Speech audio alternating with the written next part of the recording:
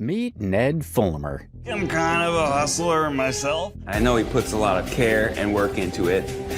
Obviously, I don't do that, it just kind of comes naturally. While the other Try Guys were skydiving, eating ghost peppers, and shaving their legs on camera, he was the guy who always reminded you he had a wife. Ned Fulmer built an entire brand off being loyal, committed, safe. A man who brought up his wife so often that it stopped being endearing and started feeling scripted. Fans called him the wife guy, and he wore the title like a badge of honor. Any fan could make a 30-minute montage of any time Ned has mentioned his wife. But here's the thing about building your identity on being a good guy. It only takes one bad decision to destroy the illusion.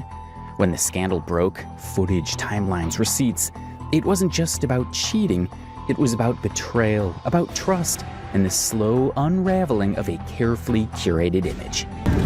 Oh,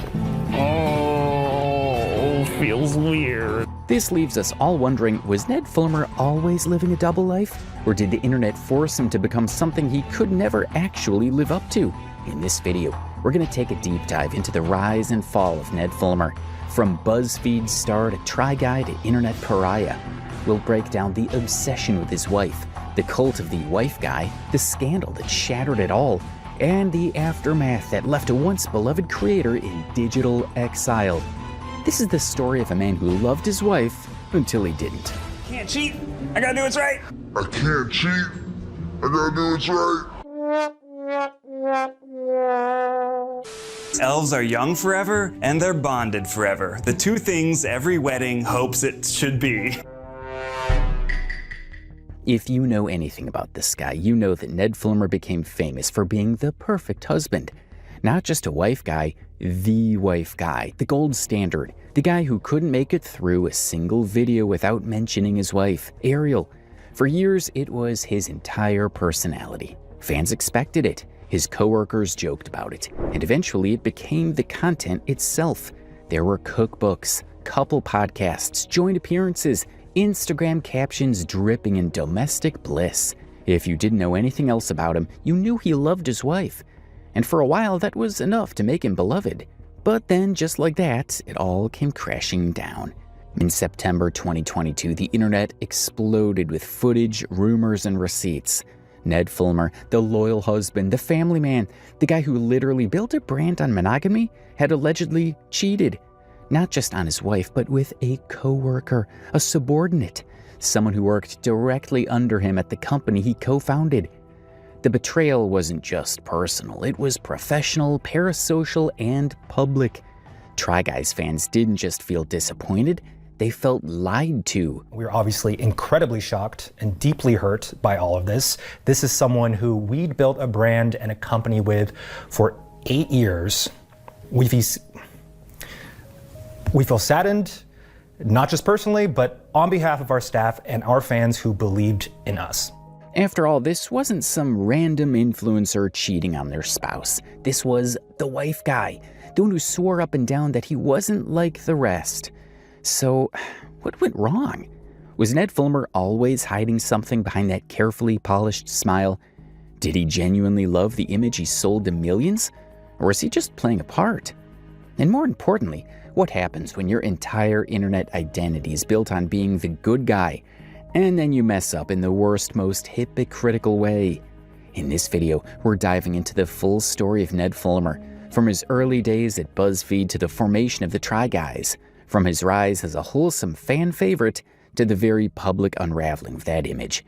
We'll explore how he turned his marriage into content, how fans helped him build into something he may never have been, and how one scandal shattered everything he'd worked for. We'll also take a closer look at the weird world of wife guys, men who build public brands around being in love, and ask, is it ever real? Or is it always a performance? So buckle up, because the story of Ned Fulmer isn't just a fall from grace. It's a cautionary tale about what happens when the mask slips and the audience sees what's underneath. So let's start from the beginning, shall we? Edward Gallo Fulmer, better known as Ned Fulmer, was born on June 11th, 1987 in Jacksonville, Florida. If you've ever seen him in a polo shirt, khakis, and that clean-cut boy-next-door energy, then you've already met the archetype of Ned Fulmer. a middle-class, preppy, academically successful guy who walked the straight and narrow his whole life. Ned grew up in a pretty standard suburban setting. Not a child star, not a YouTuber from birth, just a smart kid in Florida with a love for science, theater, and according to his own stories, getting straight A's. He was the kind of kid who did the extra credit even when he already had an A. The kind who probably corrected the teacher's grammar by accident. Overall, from what we found out about him so far, his upbringing was safe, structured, and relatively unremarkable, which is important because that normal guy vibe would later become his brand. He attended Yale University, where he studied chemistry. I got a degree in chemistry. I loved systems and figuring out how the world worked and building things. It was while working as an energy chemist after college that he started his side hustle.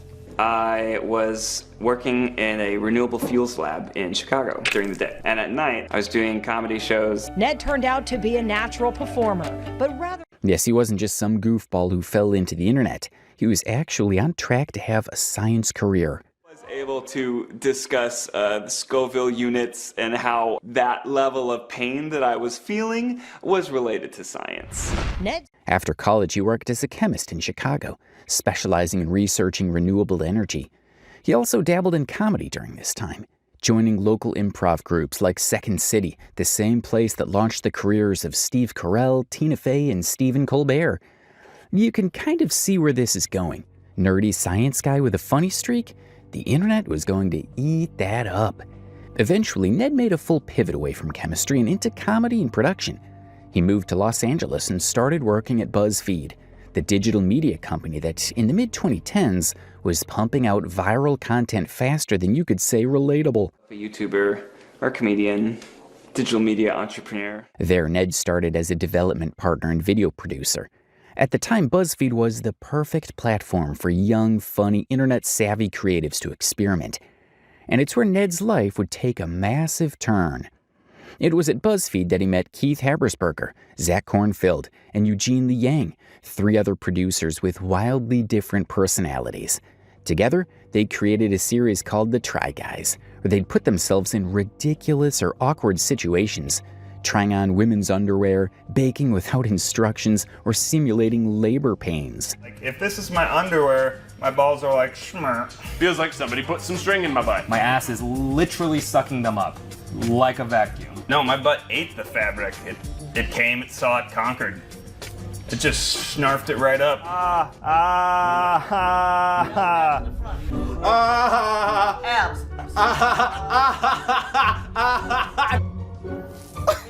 In really awkward poses. It feels kind of relaxing. Taking a selfie. Yeah, that's a good idea. I can hear people outside. They want this food. They hungry. They think they want it. We got a line of people at the door, and here I am complaining about... So yeah, there is that. Now, these videos were a huge hit. Even though BuzzFeed pumped content like clockwork, there was still an audience for this type of content, even if that audience consisted of 10-year-olds. Outside of work, his personal life seemed to mirror that same level of stability. In 2012, he married Ariel Vandenberg Fulmer, an interior designer and fellow Yale alum. Their relationship at this stage was private, just 2 high-achieving millennials building a life together. But that quiet domesticity wouldn't stay in the background for long. As you might have guessed by now, his relationship with Ariel is the main juice of this video. And trust us, we'll get into every bit of icky detail about it. But before we do that, we want to paint an honest picture of who this guy was publicly before he managed to sink himself knee-deep into this mess and, well, ruined his entire career. So from the beginning, each Try Guy had a clear identity. Eugene was the cool, edgy, confident one. I'm making the gayest animal in existence, or that doesn't exist, a unicorn. Zach was the neurotic but lovable underdog. What's up, corn buddies, and welcome to Try Guys Game Time. Keith was the big funny guy who loved fried chicken. Over 60 years ago, in the small community of Mason, Tennessee, Napoleon Na Vanderbilt created a chicken recipe that could unite a community. Now that recipe is used in over 25 locations across America. Today, I'll be eating everything from Gus's world-famous fried chicken. It's gonna be great. And Ned? Well, Ned was the married one. My wedding ring right next to this super cute picture of us. That's right next to this other super cute picture of us. The I love my wife guy. The one who brought his spouse into the conversation even when no one asked. It was a running joke that slowly transformed into a full-blown personality.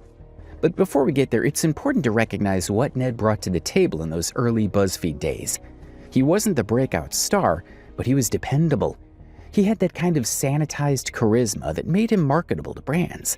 He looked like the guy you'd trust to water your plants while you're on vacation. He was a safe face in the chaotic world of early YouTube stunts and millennial cringe content. That made him valuable, marketable, and eventually powerful.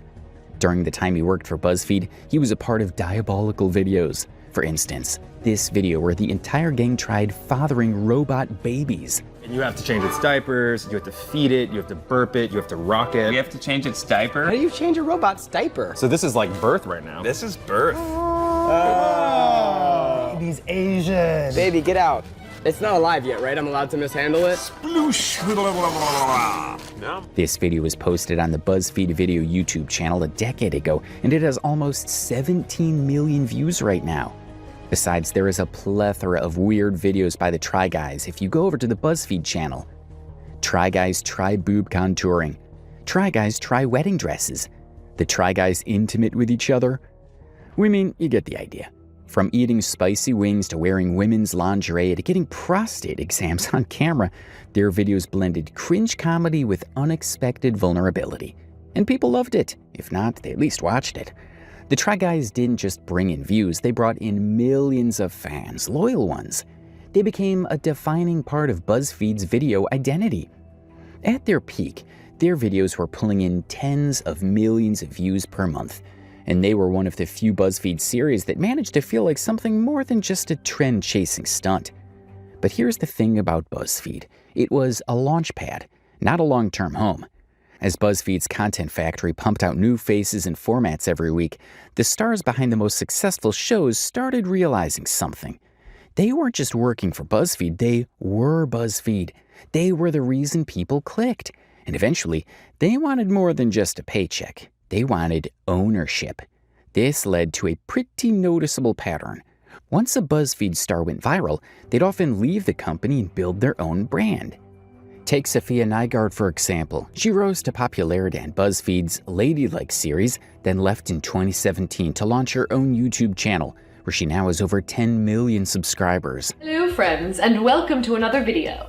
Today I'm going to be talking about why I left BuzzFeed. This is a very requested video topic. A lot of you guys have been asking me about this, and She created a whole identity around trying weird beauty products and mixing every lipstick at Sephora into a horrifying mutated Frankenshade, and people ate it up. Then there's Quinta Brunson, who got her start at BuzzFeed with short-form comedy, and has since gone on to create and star in Abbott Elementary, winning Emmys and becoming a mainstream TV powerhouse. The Try Guys saw the writing on the wall.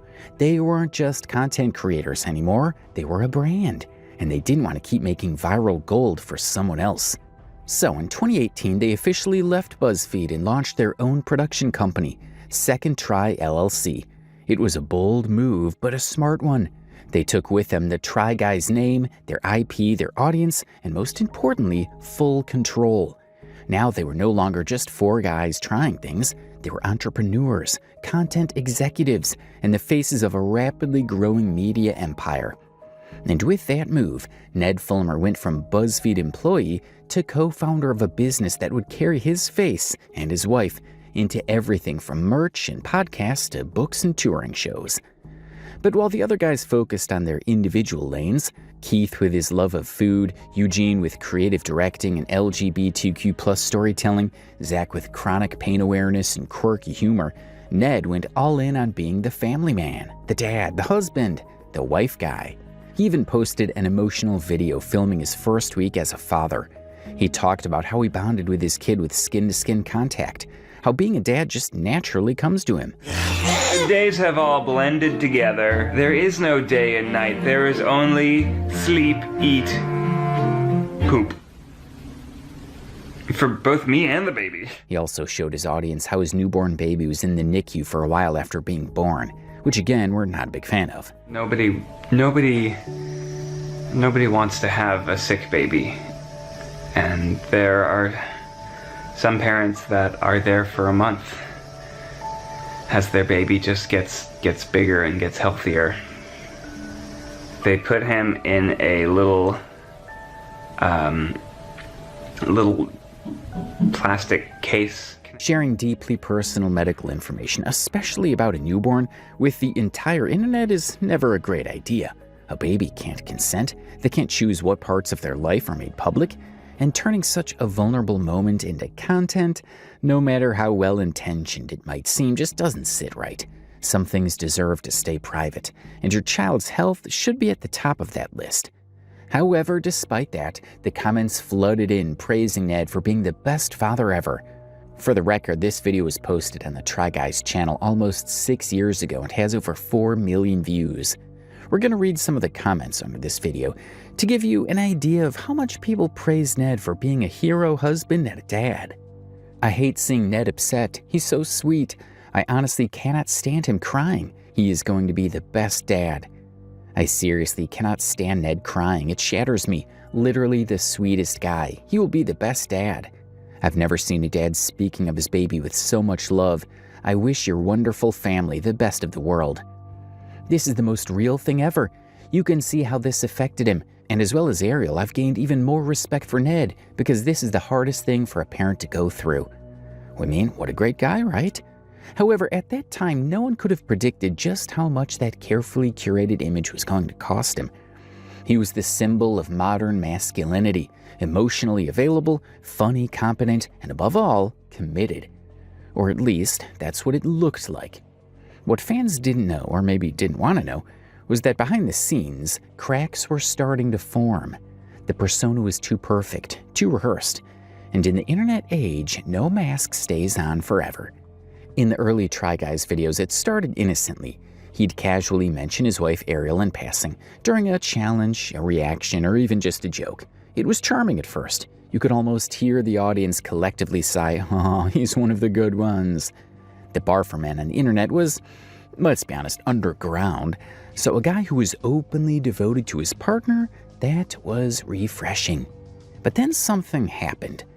What began as a trait slowly became a bit, and the bit became a brand. Before long, it became impossible to watch a Try Guys video without hearing some variation of, "My wife says I shouldn't do this. My wife is the best. I love my wife." Every single time. Sometimes it was relevant. Sometimes it was just there. Whether they were trying hot sauces, giving each other makeovers, or simulating childbirth, Ned somehow found a way to wedge in a reference to Ariel. It became a running joke, even among the other Try Guys. Fans started calling him Wife Guy in the comments. Reddit threads joked about how you could turn it into a drinking game. Ariel herself began appearing in videos, podcasts, and even photo shoots, almost becoming a pseudo-member of the Try Guys brand. And it didn't stop at offhand references. Ned and Ariel eventually leaned into the image.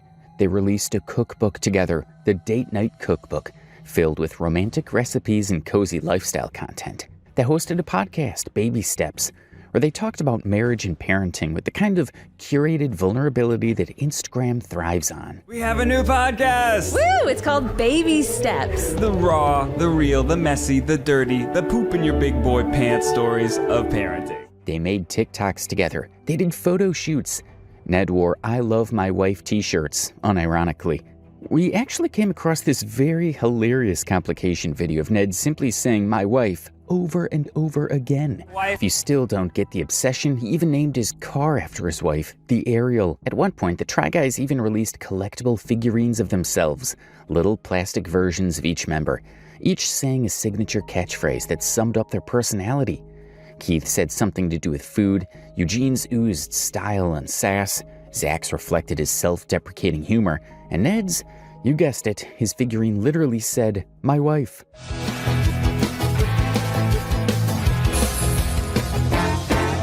My wife!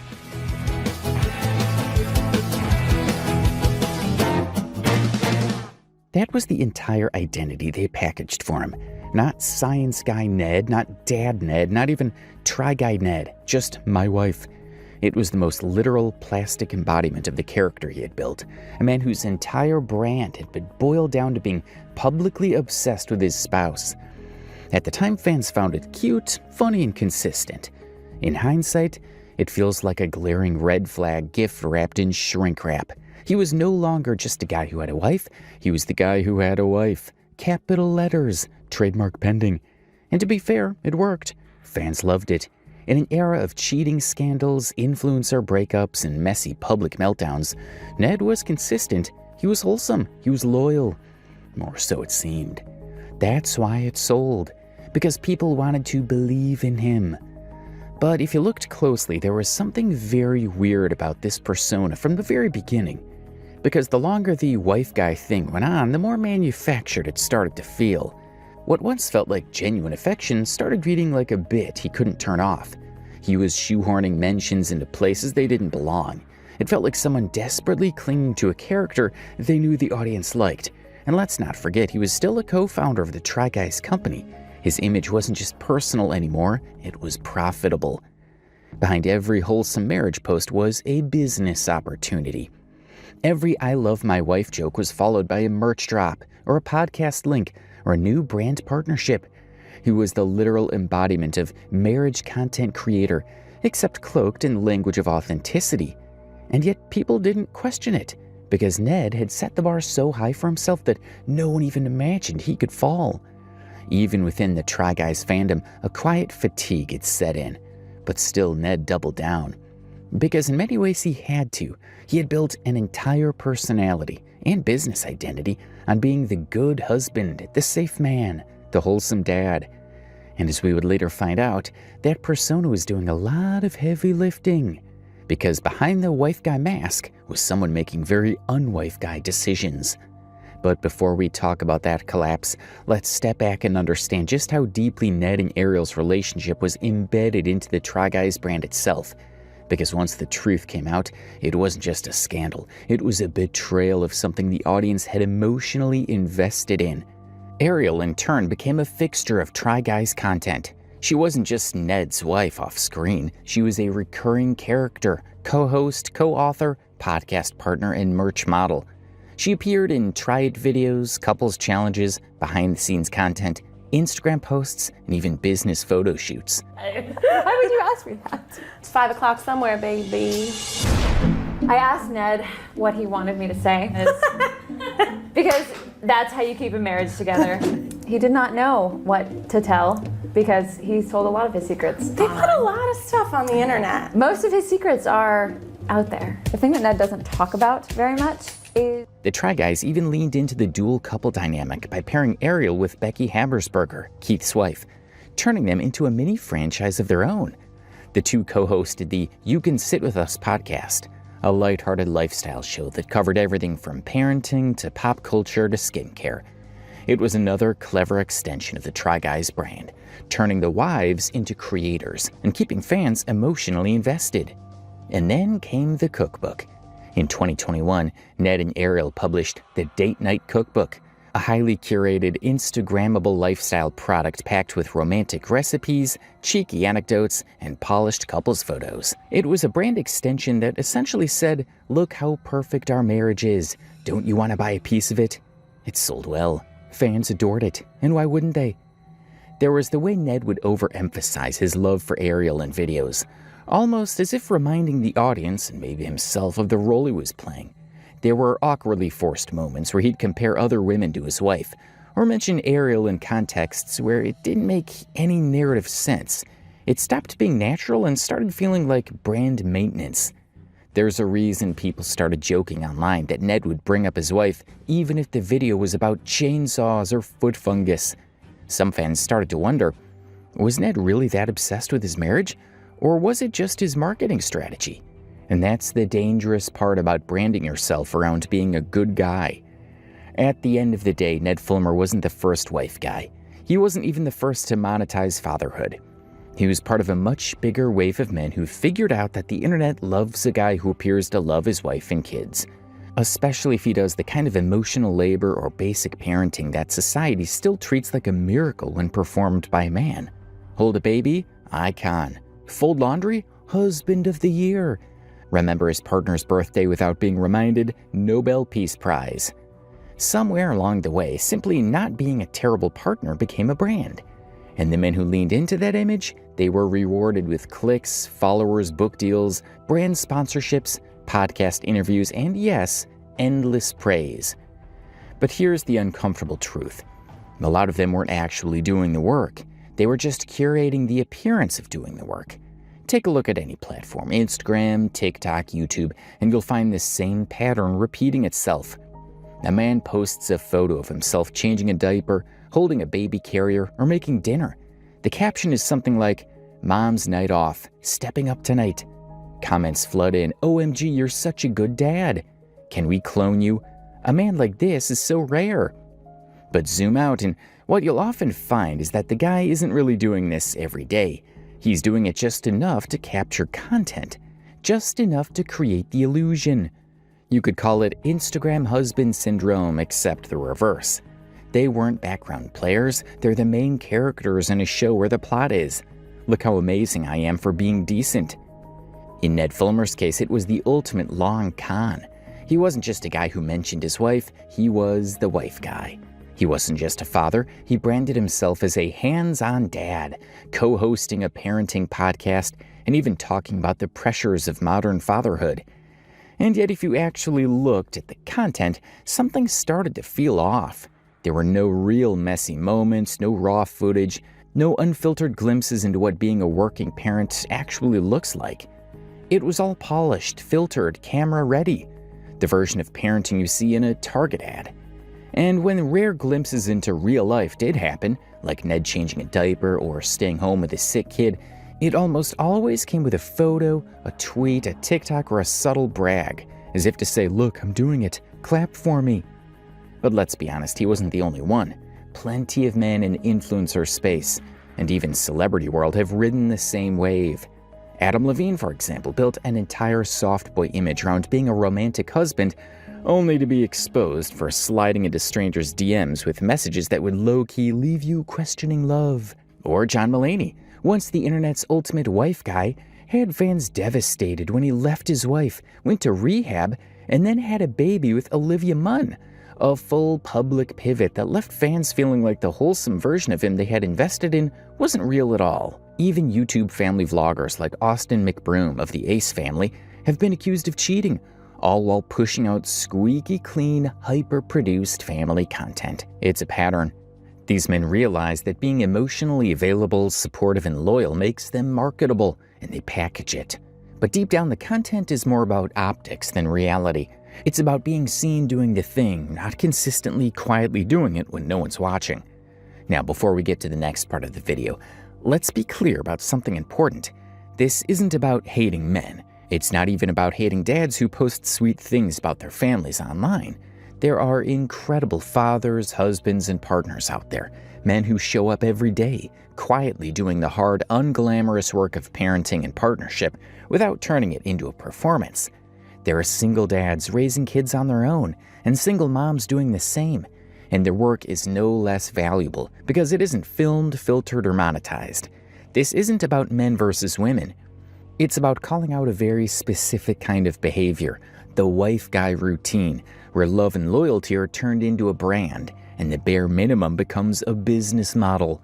So if you're out there doing the real work, no matter who you are, we see you and we appreciate you wholeheartedly.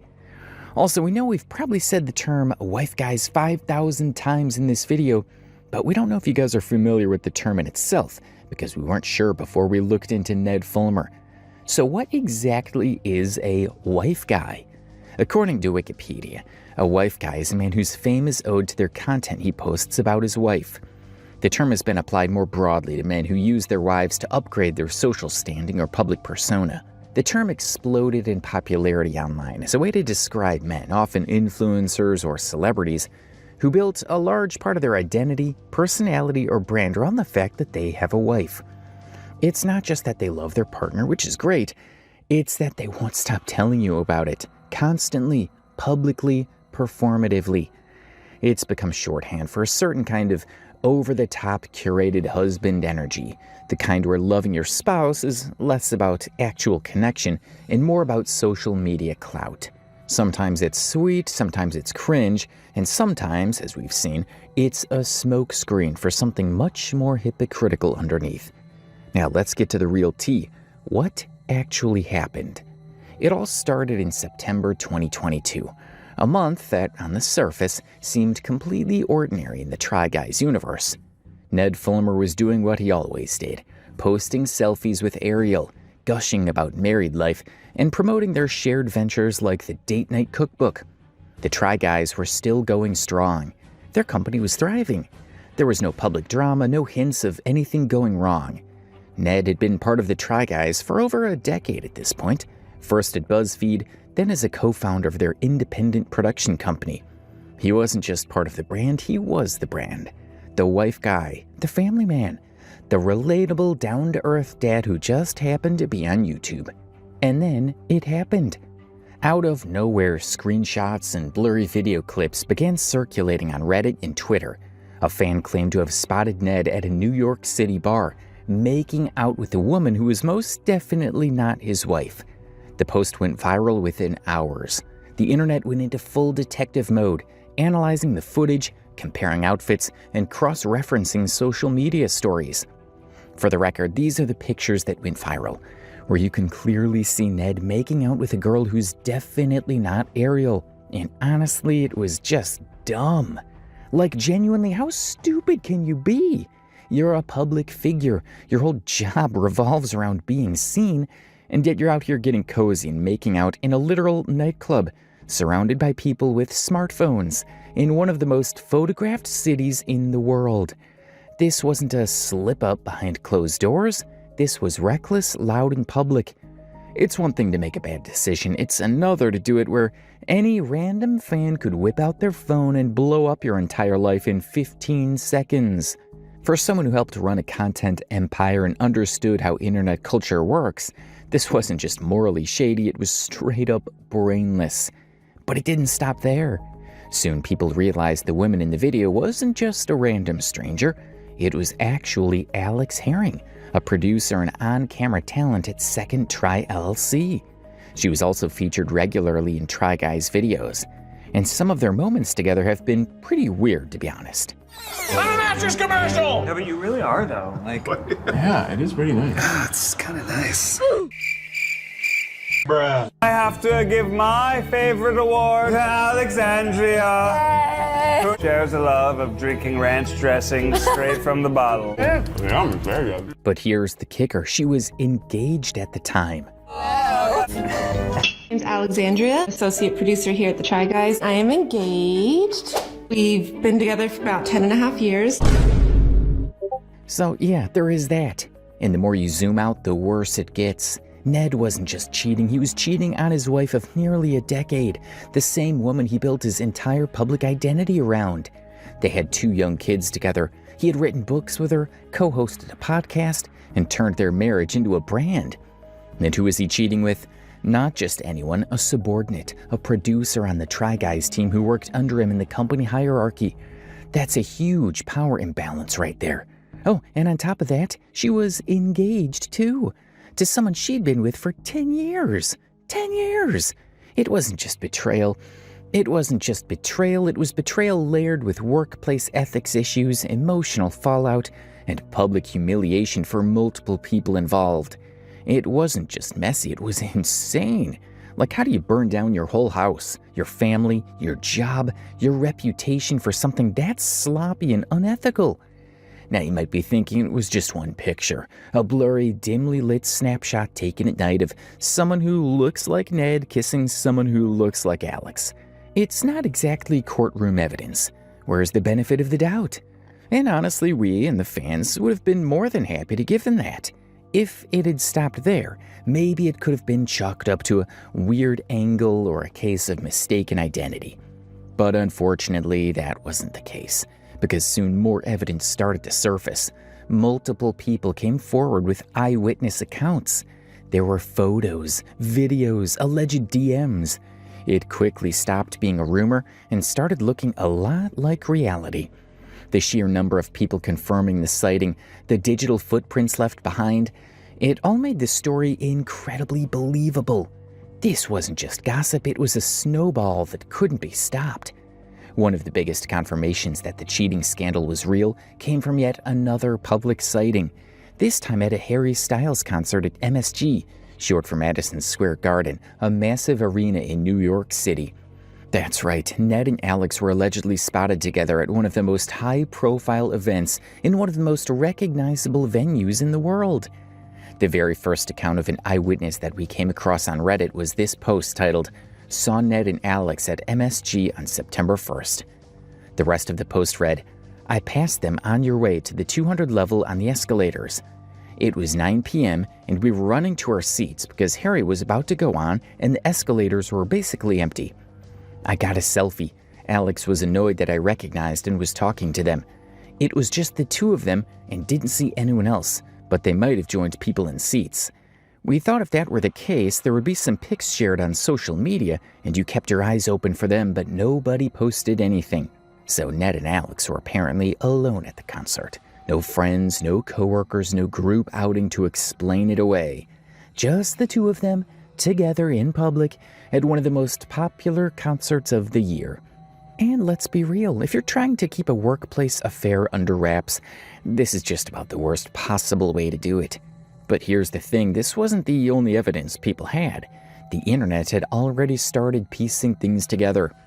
Ned and Alex have also been spotted at a restaurant, again alone. The picture is captioned, "Submitting this late, but in light of Ned leaving the Try Guys, I saw him at La Artusi in May this year with Alex."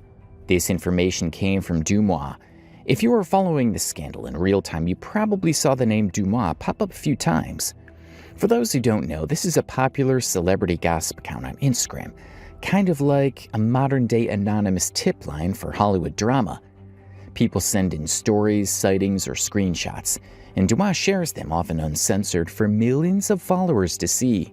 During the height of the Ned Fulmer scandal, multiple tips about him and Alex were submitted to Dumois, confirming sightings, dates, even the Harry Styles concert appearance.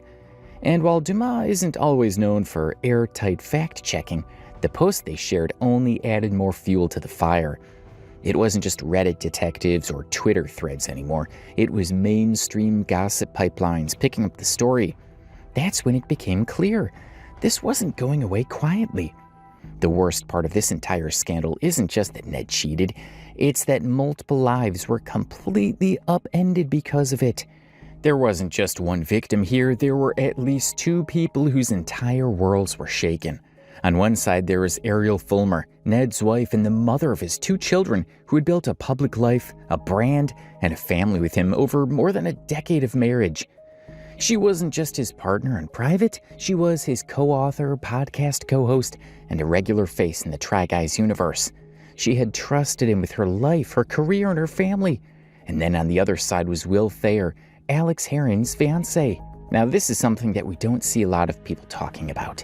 He was not a casual boyfriend, not someone she had just started dating. Will and Alex had been together for over 10 years. They were engaged to be married. According to reports, they lived together, had shared plans for the future, and were in what seemed to be a stable, long-term relationship. And just like Ariel, Will didn't find out because of a private confession.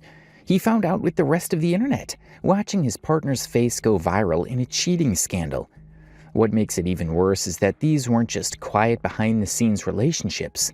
Both couples had shared their love publicly, on social media, in interviews, on YouTube. They had opened their lives up to audiences and invited them into their homes and relationships. And in one reckless decision, that trust was shattered, not just between the couples, but between them and their entire fan base. This wasn't a harmless office romance or a private mistake. It was a very public betrayal with very real emotional consequences for the people who trusted Ned and Alex the most. And they weren't just betrayed in private. They had to live through that betrayal on the internet, in front of millions of strangers dissecting every frame of evidence and every ounce of drama. As if the situation wasn't already messy enough, the way Will Thayer, Alex's fiancé, allegedly found out about the affair made everything even more painful. Like we said, it wasn't Alex who came clean. Instead, a Reddit user who had spotted Ned and Alex getting too close in public decided to take matters into their own hands. This user allegedly reached out to Will directly, sending him screenshots and photographic evidence of the affair. The messages, which later circulated widely online, showed the user calmly explaining what they saw, attaching photos. These are the messages we're talking about. It starts with this user texting Will saying, "Hi, I was just wondering if Alex was in NYC, because if so, I think there is something you should know, unfortunately." Will replied with, "Yes, she was. Why?" Then the user said, "So basically, I went out to Niagara, the club, last night, and saw her making out with Ned from the Try Guys. I have videos if needed. She was wearing a red dress. I don't know if that helps." Then Will asks the user to send the pictures. And to be honest, that was enough to know what was going on. Now, Will reacted in the most unpredictable way to this cheating news. According to Digital Market News, Will's friend Steven Kazor posted an Instagram photo showing the two sharing a glass at Hollywood's Jones Bar and Grill. The caption was casually celebratory, "If you know, you know," suggesting that Will was trying to move on or at least find some release during a rough time. It felt almost symbolic. Right after his fiancée over a decade is publicly linked to a scandal with her coworker, he's off trying to process it, with champagne no less. Critics saw it as either a defiant public statement or simply how someone copes when their life falls apart overnight. And for someone who'd already given so much to the relationship, it was a heartbreaking sight. But he wasn't the only person who was hurt by this scandal. The Try Guys were also disappointed, and so were the fans.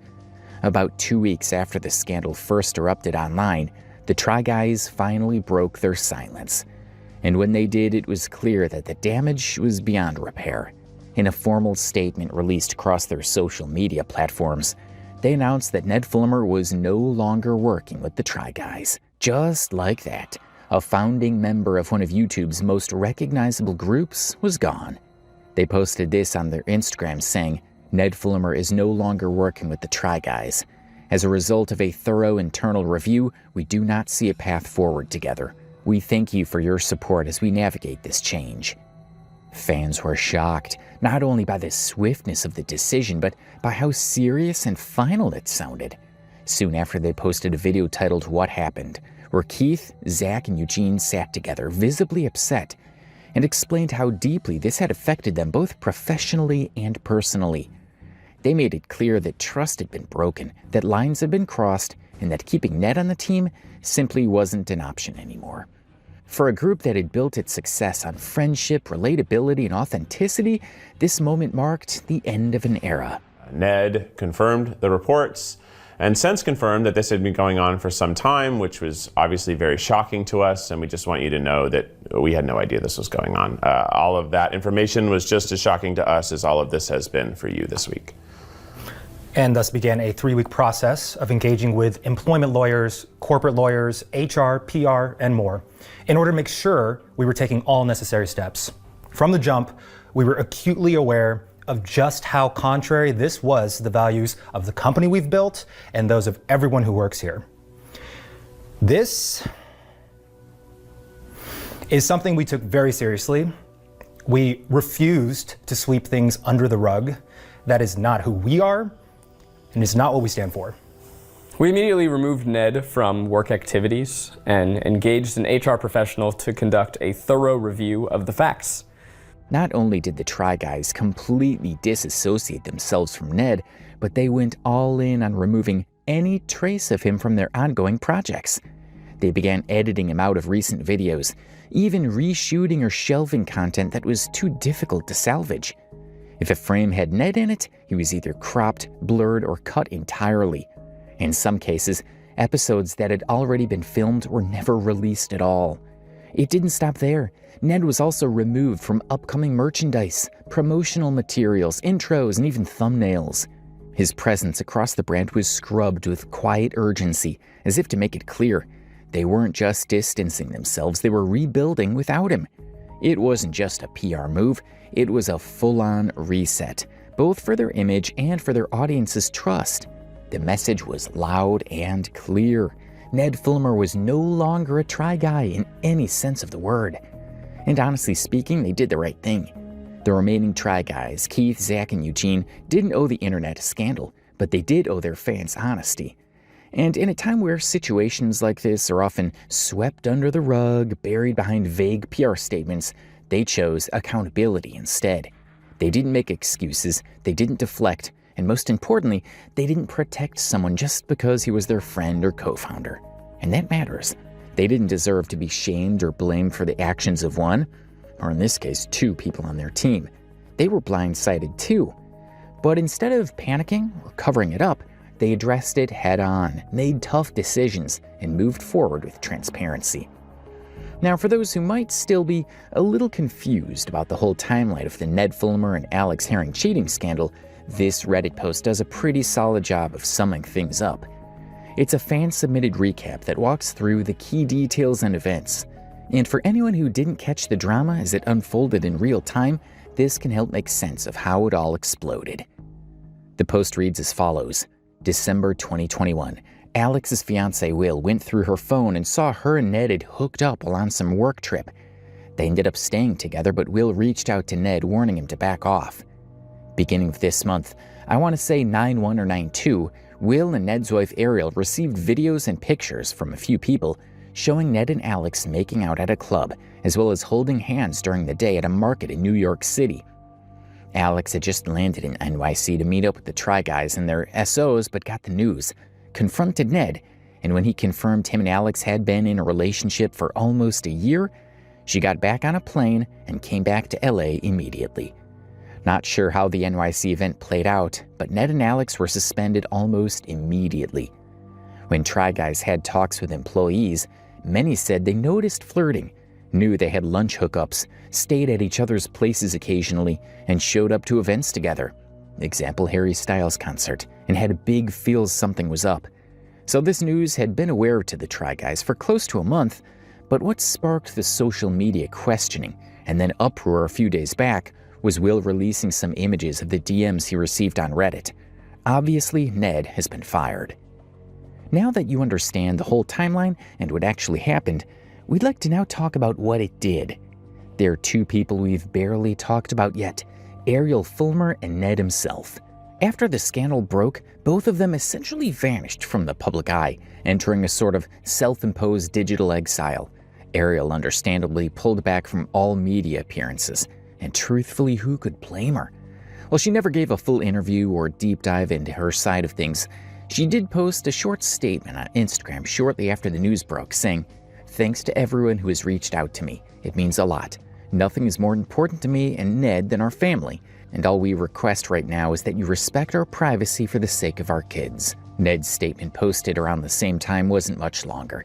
In it, he admitted to the affair, writing, "Family should have always been my priority, but I lost focus and had a consensual workplace relationship. I'm sorry for any pain my actions may have caused to the guys and the fans, but most of all to Ariel. The only thing that matters right now is my marriage and my children." After that, both accounts went quiet for quite a while. However, this didn't stop people from speculating. There was a lot of discussion on the internet and Reddit surrounding their relationship status and what they were going to do next. Although they didn't release any public statement regarding their marriage for a while, they were spotted multiple times walking in the park and even attending Taylor Swift's concert. One of the few public moments involving Ned and Ariel after the scandal came through the lens of a paparazzi camera. On October 4th, 2022, just days after Ned had been officially removed from the Try Guys and had publicly admitted to cheating on Ariel, the couple was photographed walking together in Los Angeles. It was a casual afternoon stroll, no security, no disguises, just the two of them side by side in plain view. What stood out in most of those images wasn't necessarily their body language, which to be fair was a little stiff and tense, but the fact that both Ned and Ariel were still visibly wearing their wedding rings. For fans and followers who had assumed Ariel would immediately separate from him or go full scorched earth after what had happened, this was a curveball. The sight of those rings sparked a wave of speculation. Were they still together? Were they working things out privately? Was this just a one-time meeting to talk about the kids? When paparazzi asked the couple if they were working things out, they reluctantly replied with a yes and drove away. Hi guys. Hey, are you guys working things out? Yeah. You are? Working things out. Well, that's good to hear. Hi Ariel. Hi Ned. Hey, what's next in your career, Ned? Okay. Okay, sure thing. Have a good day.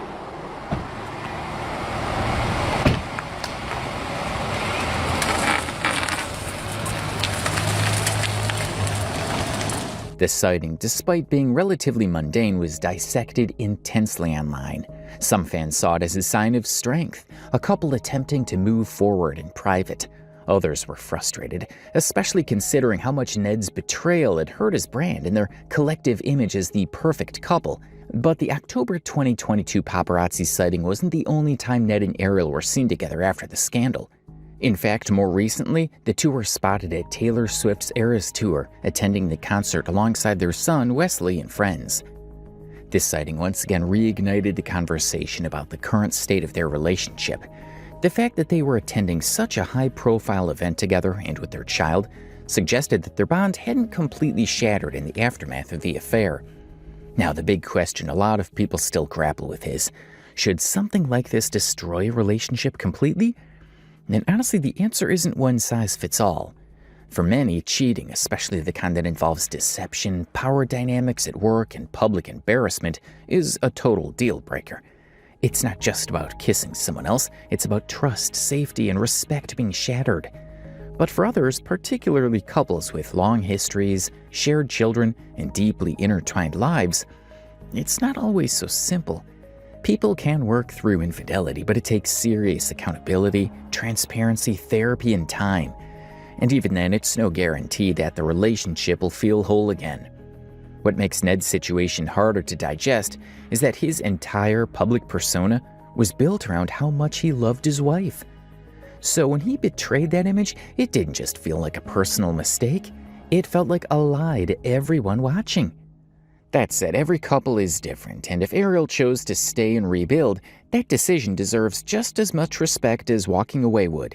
It's not about being weak or foolish. It's about doing what feels right for you, even when the internet has already made up its mind. In a video by licensed psychologist Dr. Melissa Estavio, she explains that while infidelity is deeply painful, relationships can recover from cheating, but only under very specific conditions.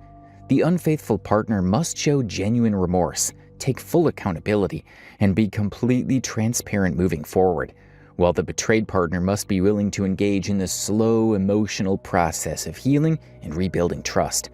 According to Dr. Estavio, forgiveness doesn't mean forgetting or returning to how things were, but rather creating a new, honest dynamic built on mutual understanding.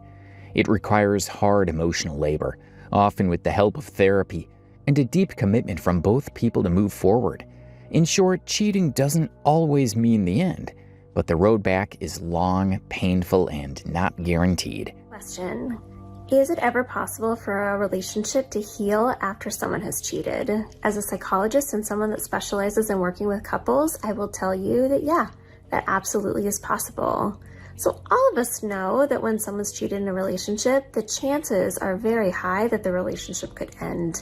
That these can often be very damaging experiences that doesn't lead to any hope or opportunity for the relationship to heal. But I have seen so many relationships in which two partners are willing to work really hard, be in a place where they are open to healing and growth and doing all of the things that are necessary to be able to come back to a positive place. And it's totally possible for relationships to be able to heal and even, as ironic as it sounds, end up being better than they were before they started. Not that the cheating was a good thing, I will never say that, but it's amazing what hard work can really do to be able to fix things that were broken before you even knew that they were. So the answer is yes. It is absolutely possible for people to heal after cheating. In Ned's case, it's still unclear whether staying in the relationship was the right decision, especially considering the nature of the cheating. This wasn't just a one-time mistake, it was probably a long-term affair with a subordinate, carried out by a man who had built an entire public identity around being the perfect husband. That kind of betrayal hits differently. And while it's ultimately Ariel's choice whether to stay or leave, it's important to acknowledge that many women often feel pressured to stay in toxic or unfaithful relationships, not because they're okay with what happened, but because of the kids, the shared history, or the belief that things can go back to how they once were. Some may stay because they've been conditioned to prioritize family stability over personal happiness, or because they don't fully recognize their own worth. In situations like these, it's not just about love, it's about survival, identity, and sometimes even fear. So while we can't speak for Ariel's reasons, we can understand that leaving isn't always as easy as it seems from the outside.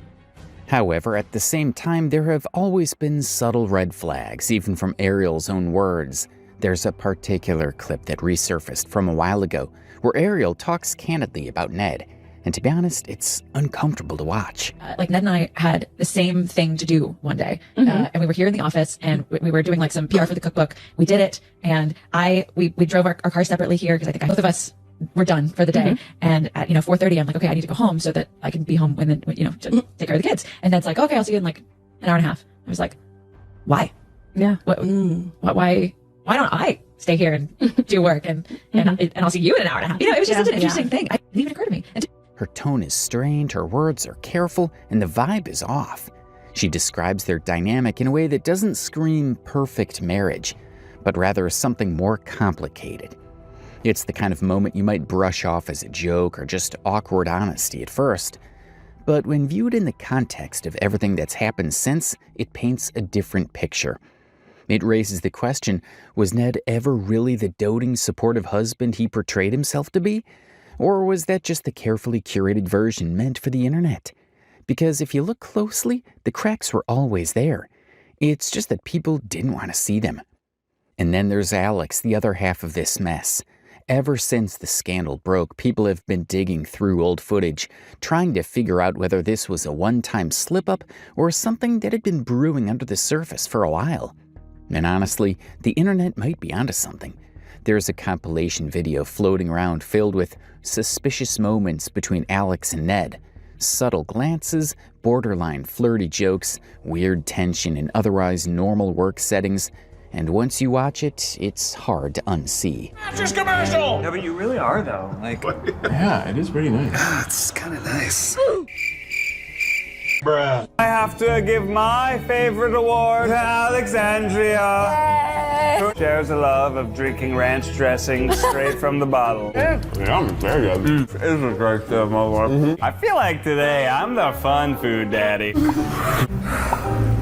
I think you're gonna make it. Does our audience know that about Alexandria? Oh, I think they have she's to very right now. persuasive, especially when it comes to giving shots. Ooh, maybe we'll have our favorite food daddy as well. Oh, I hope it's me. I need help from a specialist. Could you eat one more piece? For you, Alexandria? Of course not. He's a 10, but he's already married. Kind of as if your Midwestern white friends met Jewish people for the first time and tried to serve them Chinese food for Christmas. I miss Ned. I miss Ned too. Whoa! Hello. Hey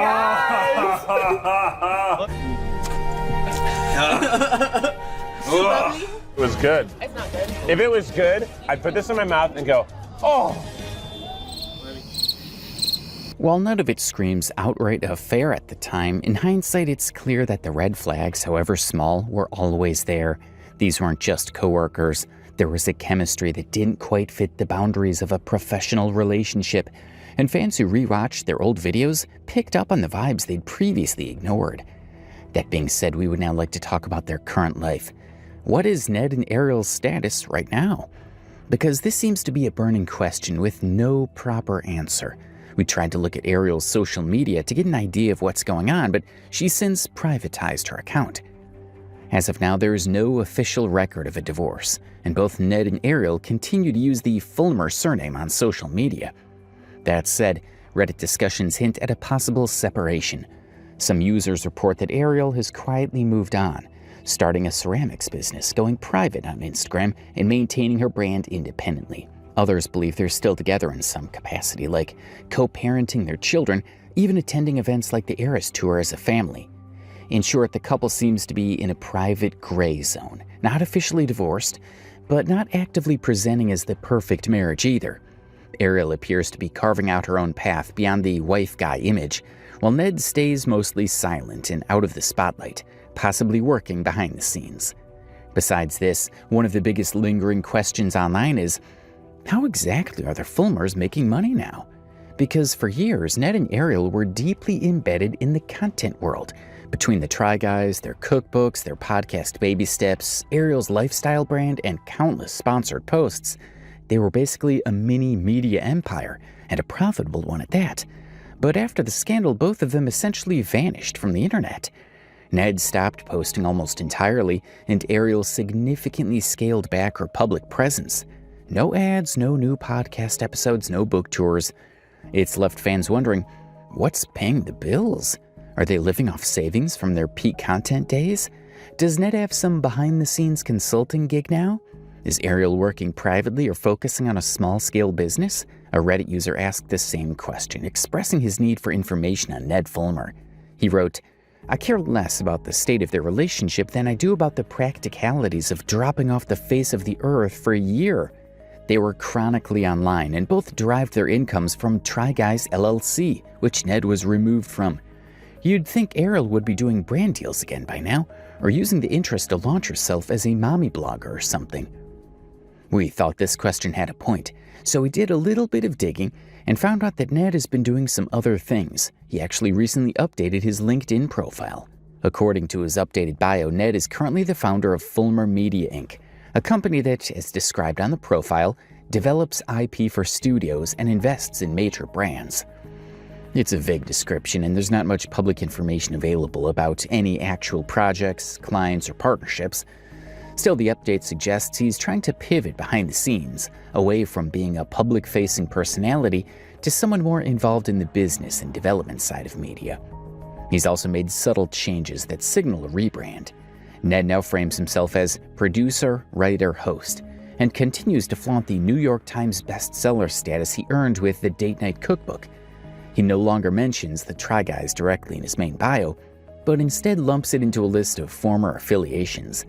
The tone of his LinkedIn suggests a more corporate, polished version of Ned, someone trying to quietly restart without attracting too much attention. Beyond LinkedIn, some fans noticed that Ned had attended SXSW, South by Southwest, earlier this year, likely in a networking or professional capacity under the Fulmer Media name. He hasn't returned to YouTube or podcasting, and there is no sign of any new public-facing content projects. Some Reddit users speculate that he might be involved in consulting, tech-related ventures, or even real estate, though none of this has been confirmed. So while Ned isn't completely gone from the professional world, he's clearly made the decision to take a step back from the spotlight. He seems to be repositioning himself as a media entrepreneur, hoping to rebuild his career quietly, far away from the very public collapse of his former image.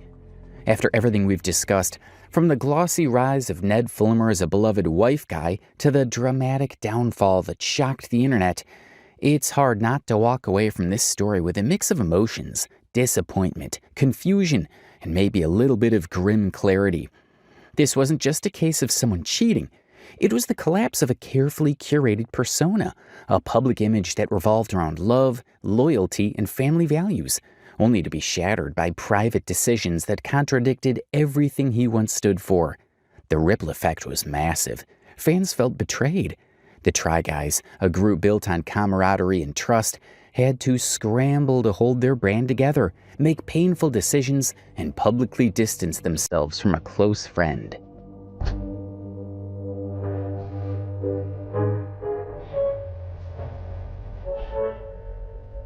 Ariel, Ned's wife, was thrust into the spotlight against her will, forced to navigate an unimaginable situation while being dissected by the internet.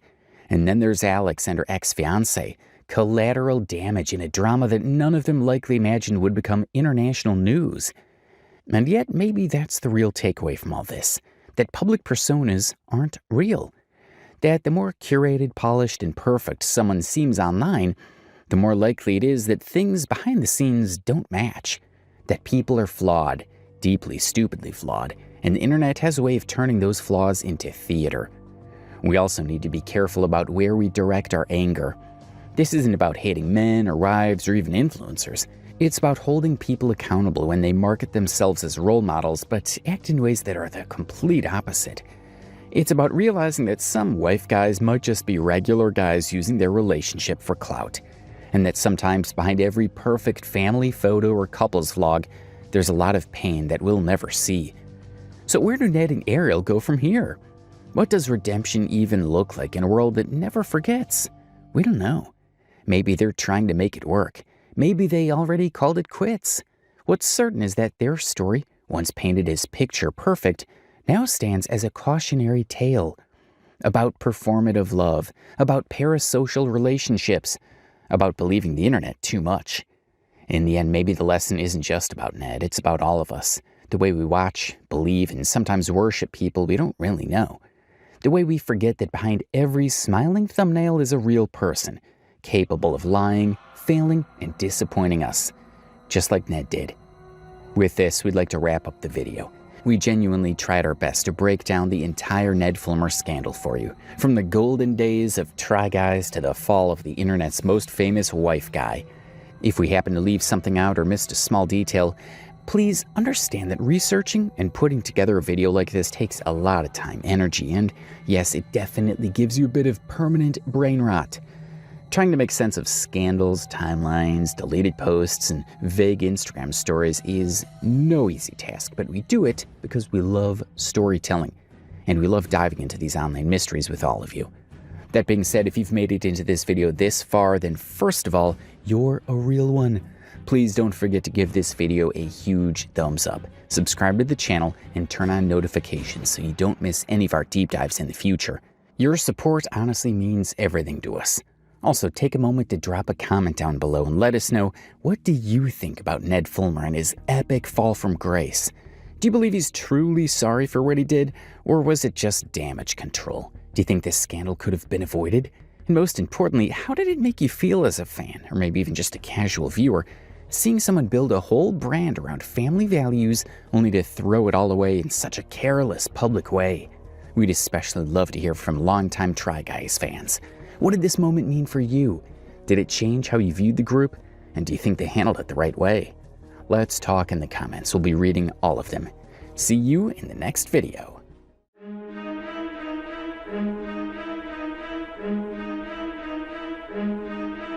And oh my god, I wake up and I'm like, damn, I'm in trouble. I actually lies.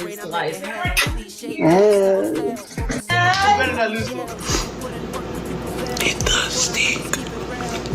You know, I wouldn't do that. You know what? Do the thing, do that. Okay, no. I knew that shit was gonna happen.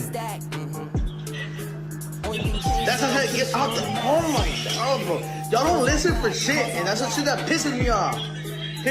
Y'all are stupid. Y'all are stupid. I told y'all, get out the Riverwalk. Meet Santos, a glorified background character on TikTok who managed to claw his way into internet relevance by latching onto some of the most chaotic and problematic characters online. He popped up out of nowhere in Ashley Trevino's unhinged live streams and rode that wave straight into the darkest corners of TikTok drama. PS5? You are gonna get the PS5 and anything else you want. Okay, I'm so happy. How many games do you want? Hey, what game that we not got? The GTA 6 coming out right now? GTA 6. GTA 6? Black Ops 6?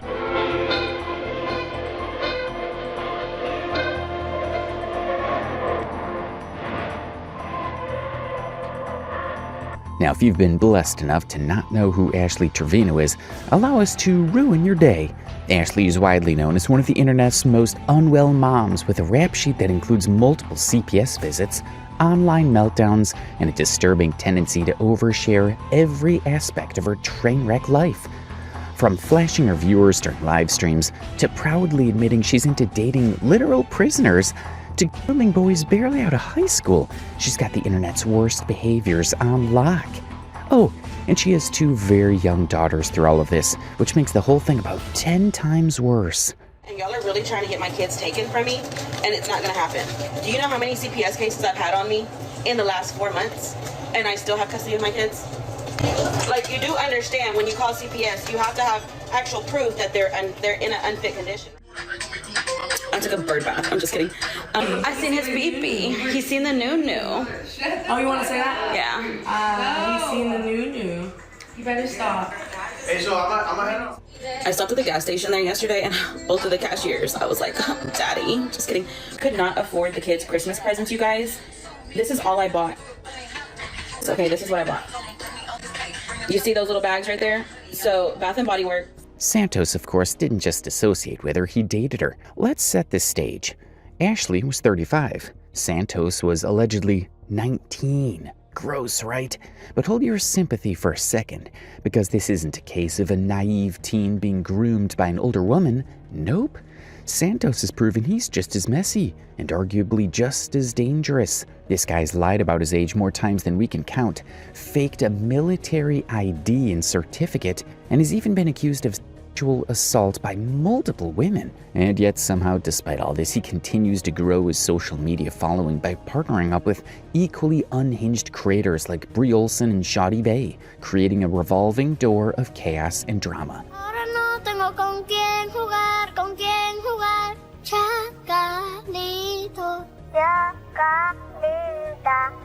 Oh, and did we mention he's already a dad? He became a father at 19 and is now being dragged online for being a textbook deadbeat. TikTok users are constantly calling him out for neglecting his daughter in favor of livestream feuds, content farming, and knocking up Brie Olson, his current equally controversial girlfriend. So today, buckle up as we take a deep dive into the world of Santos, the TikTok menace with a disturbing track record, a drama addiction, and a whole lot of skeletons in his virtual closet. Santos is a Mexican-American social media personality who seemingly appeared out of nowhere and carved a niche for himself by teaming up with a rotating cast of internet disasters, including low-tier lolcows like Shoddy Bay and, of course, Ashley Trevino. According to famous birthdays, Santos was born on March 26, 2005, which would make him 20 years old today. But as with most things about him, that age is up for debate. The internet is split. Some believe he's really only 20.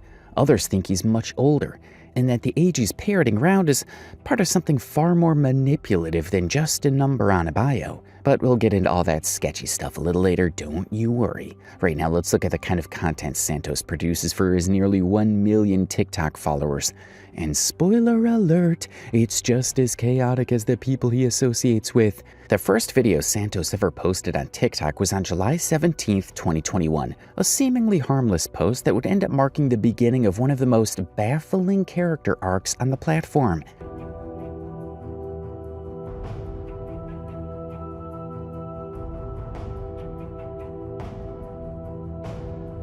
At first, it looked like he was trying to build some kind of brand. You know, one of those self-made TikTok boys who talk about their military past and pretend they're deep. He even posted a few clips while allegedly on duty. It's my life, do what I want, I be with different hoes. You know the pick and roll, I picked her up and sent her home. But let's not get ahead of ourselves. That phase did not last long, because when the military content flopped, Santos pivoted fast. Suddenly, his entire feed was filled with girls. So many girls! A new one in almost every video, like he was running a rotating cast of guest stars. Were they girlfriends, friends, Craigslist extras? It's unclear, but what was clear was that Santos was trying to push this weird bad boy ladies man persona, the kind you find in energy drink commercials and high school lunch tables. And look, nobody was buying it, except maybe the TikTok algorithm. Because while his bro time and solo posts barely got traction, the ones with girls, they started pulling numbers. And Santos, ever the opportunist with absolutely zero talent or skills, took notes. He figured out fast that if he couldn't charm his way to the top, he could fake his way there, one blurry TikTok girl at a time. Dime si tú estás pa' mí, como yo estoy puesto pa' ti. Tengo una noche a Medellín y te pago el gym. Nena, dime si tú estás pa' mí. Voy a salir porque mi morra me botó y me invitaron para el club. Te tengo todo pa' mí. Estoy segura que tú no te quieres. So from there, his content spiraled straight into what can only be described as an extremely nasty and unhinged territory. He was making digs at his exes, playing heartbreak victim, and posting the most painfully staged skits with women who looked like they didn't even know the camera was on. And no, this wasn't edgy or funny or even chaotic good. It was just bad. But Santos actually became visible on the internet when he first collaborated with Shoddy Bay. Now, if you've been on the internet for more than 5 minutes, you know Shoddy Bay is the blueprint for low-tier internet spectacle. So naturally, Santos gravitated to her like a moth to an LED ring light. And wouldn't you know it, the very first video he posted with her blew up. Millions of views. Just like that. bélico, excéntrico, mi flow de malandrín. Traigo una corta, también un mini. Alabanzo fósil, a las fresas les gusta, siempre vienen. So of course he did what any TikTok clout chaser would do. He doubled down. Suddenly he started claiming he dated her. In one of his unhinged videos, he even said that Shawty Bae was pregnant, which turned out to be a lie. Estuve enamorado por un rato, luego me quebraste el corazón. But as soon as that wave died down, he went straight for his next target, Ash Trevino, one of the biggest lolcows on the internet. Now, the videos he posted with Ash were pure theater, and not in a good way. These weren't just awkward or staged, they were actively painful. You could feel the performative cringe energy oozing through the screen. And yet, TikTok lapped it up. Those posts racked up 17 to 19 million views each. I'm trying to take it pound.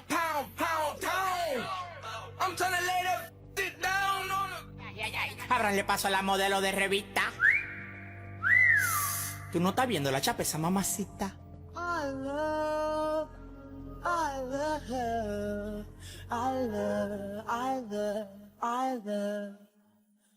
Not satisfied with cringe content alone, Santos also latched onto Decane, another creator best known for, well, being known. Their collabs were just an excuse to stir drama and chase negative engagement, because Santos figured out the ultimate TikTok cheat code. If you don't have talent, just become the internet's favorite train wreck. Te tengo todo pa' mí. Estoy segura que tú no te quieres ir. Dice que más. I like to feel cute sometimes, little bro. What you gonna do about me feeling pretty?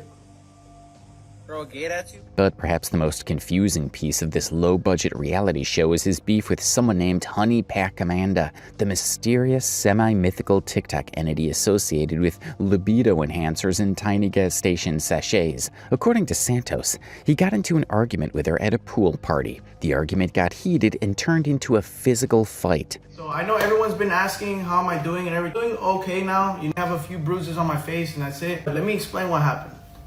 So I was invited to a few parties out here in Phoenix, Arizona, and there was a few pool parties. So I had my swim trunks and everything ready. What I expected in a pool party was everyone to be jumping around and having a good time. But instead, this is what I run into. I run into Honey Pack Amanda and her minions, David. So I wasn't expecting any beef because I was holding a Frenchie, that was my little prop to the party. And again, I was only prepared to go swimming and having a good time. I thought it was kind of crazy when I saw a bunch of honey packs laying around. But that kind of explains why she was acting the way she did. See the necessary point of bringing a strap to a pool party. There was no ops there. There was no one there. But anyways, chat, they were obviously trying to harass me when I was on my way out. And David Vlogs wanted to hit me right as soon as I was already leaving with the dog in my hands. So they were really scared of me doing something like this at the party. I'm a friendly person. I don't know what they're doing.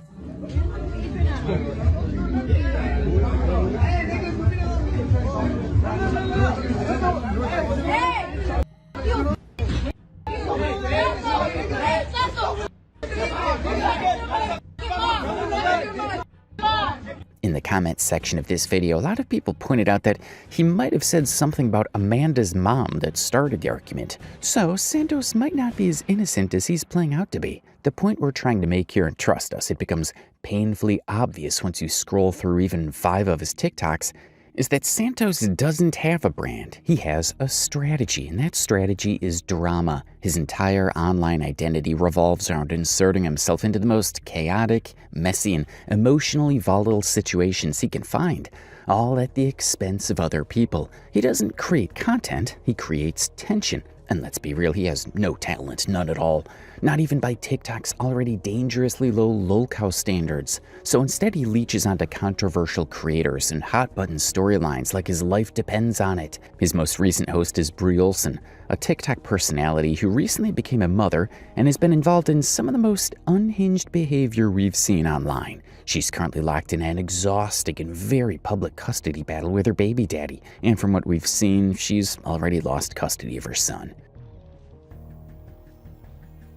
Tim and Bob, Bobby Valentino, you know how we do. It's another one. I saw you walking down on Melrose. You look like Santos swooped in mid-crisis, played the supportive guy friend role, publicly fought with her ex, and now the two are officially a couple, cranking out messy TikToks like it's a joint brand deal with dysfunction. And oh, they recently announced on nearly all of their socials that they're having a baby together, which is honestly heartbreaking considering both of them have already shown they're unfit parents. Bree practically lost custody of her child, and Santos barely acknowledges his own. Now they're bringing a new life into the chaos. You can ask the flowers. I sit for hours telling all the bluebirds, the Bill and Coopers, pretty little baby, I'm so in love with you. Santos also recently gave an interview to Camila Arreo, and let's just say it sent TikTok into yet another spiral, a true digital circus. In this sit-down, Santos opened up about everything from his very public, very performative whirlwind romance with Ashley Trevino to the ever-growing list of allegations that follow him around like a bad smell in a hot car. But before we even begin to dissect what came out of that interview, or what came out of his mouth, which is something worse, let's rewind a bit, because you can't understand the full absurdity of that interview without laying out the disaster that is Santos's entire online existence. Let's start with the obvious: his deeply bizarre, deeply cursed relationship with Ashley Trevino. Now, we've said it before that they dated briefly, and yes, we're putting dated in air quotes because this wasn't love. It wasn't even TikTok love. It was a business transaction wrapped in chaos, doused in liquor, and set on fire for views. According to Santos, and please take this with a grain of salt because you can't trust anything that comes out of his mouth, Ashley reached out to him after seeing him on one of Shawty Bay's live streams. Apparently, she saw something marketable in him and decided they should collaborate. From the start, it was never about romance.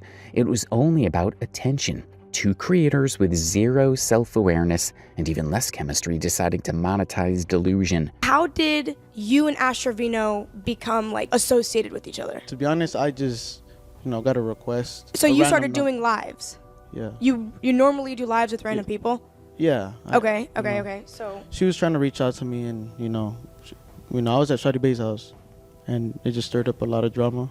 Okay. And then we took off after that, viral pepperonis showing on Twitter. Instagram. Yeah, I saw that, but that was on your live? Yeah, it was on Instagram. I got banned permanently. How did that happen? So I know I asked her, and she was like, "Yeah, it was an accident." What happened? What truly happened in that situation? How did that end up happening? I was just being the troll I am, know, and I'm a little flirt sometimes. So. Okay, so you were flirting with Ash Trevino. Mm-hmm. Now, Santos claims he was 19 years old at the time, which would already be a little uncomfortable, but then in true Santos fashion, he lied about his age and told Ashley he was 22. 25? 24? Shut up! I'm 22! Military. But wait, because it gets way worse. Allegedly, Ashley's 16-year-old daughter had a crush on Santos while all of this was happening. So now we're not just in cringe territory, we're swimming in an ocean of moral discomfort. At this point, this story was not just messy. It was completely chaotic and insufferable. From there, things escalated quickly. Suddenly, he was filming thirst trap TikToks, going live with Ashley in streams that made viewers physically recoil, and openly mocking her with his friends when the cameras weren't rolling. It was all extremely high school theater, but with 10 times the red flags and none of the self-awareness. Yeah, so and anything else you want. Okay, I'm so happy. How many games do you want? Hey, what game that we've not got? The GTA 6 coming out right now? GTA 6? Black Ops 6? What other games? What other games?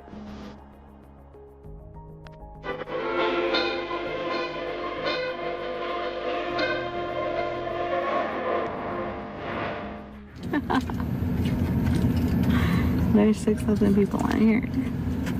Really, Santos? Really? Well, good, right? What do you want to know? How does that new feel? Just kidding. Just shut the hell up. Are y'all jealous because I'm in the same room as him or what? Do the thing, do that. Okay, no tongue, please. No tongue. We want the tongue in the mouth. We want it to stay in the mouth. I mean, I seen his. I see this nunu is ridiculous. No. I seen his pee and you see mine. Nunu? One of the peak disgusting moments happened in this entire story when Ash and Santos decided to collaborate with Miss Gold and release a song about their relationship. If you're new here, buckle up, because this is where the secondhand embarrassment reaches critical levels. Ashley, in what can only be described as a TikTok-induced fever dream, released a song with the wildest and most lewd lyrics ever. We don't think there's a bad enough word in any dictionary that can describe this song perfectly, so you might as well hear it. So this is how the lyrics go. I have seen his pee-pee, he's seen the new-new, I got the new-new, I got the new-new. Simple as that. I've already seen his pee and he's already seen my new. Okay? Yeah, that's real. And yes, Santos responded to this lyrical assault by getting the word new tattooed on his wrist, because nothing says long-term decision-making like permanently branding yourself with a word used to describe someone's genitals in a song that was made for clout. Can they hear him? What are you doing? You're getting the nunu tatted on you? Oh, they can. Hold on. Oh yeah, I think that girl was. What's happening? God, he's really getting nunu tatted on him? Yo, where's Jack? Hey, Santos. What's up? Esta viejita no me quiere, güey. I was joking, chat. Not only that, but after this song went viral, they both started calling each other Mr. and Mrs. New. And if you thought that was the low point, think again. In one particularly horrifying livestream, Ashley literally flashed Santos her nipples in front of thousands of viewers. Oh, it's not approved. What the f? They didn't approve it. No. You want to go on Instagram? Let's go to your Instagram. On your. Okay, but tell everybody to follow. Here, send. Oh wait, let me. All right. So. Instagram? Yeah, we can go on Instagram. You could be freakier in there. Shut up, stupid. Oh, I'm just saying. Monday? I'm gonna right now. You're gonna what? I'm gonna need you right now. You're gonna need me right now? Then put the roast toy away and get on that flight right now. I'm gonna buy your lip again. I love when you buy your lip. Yeah.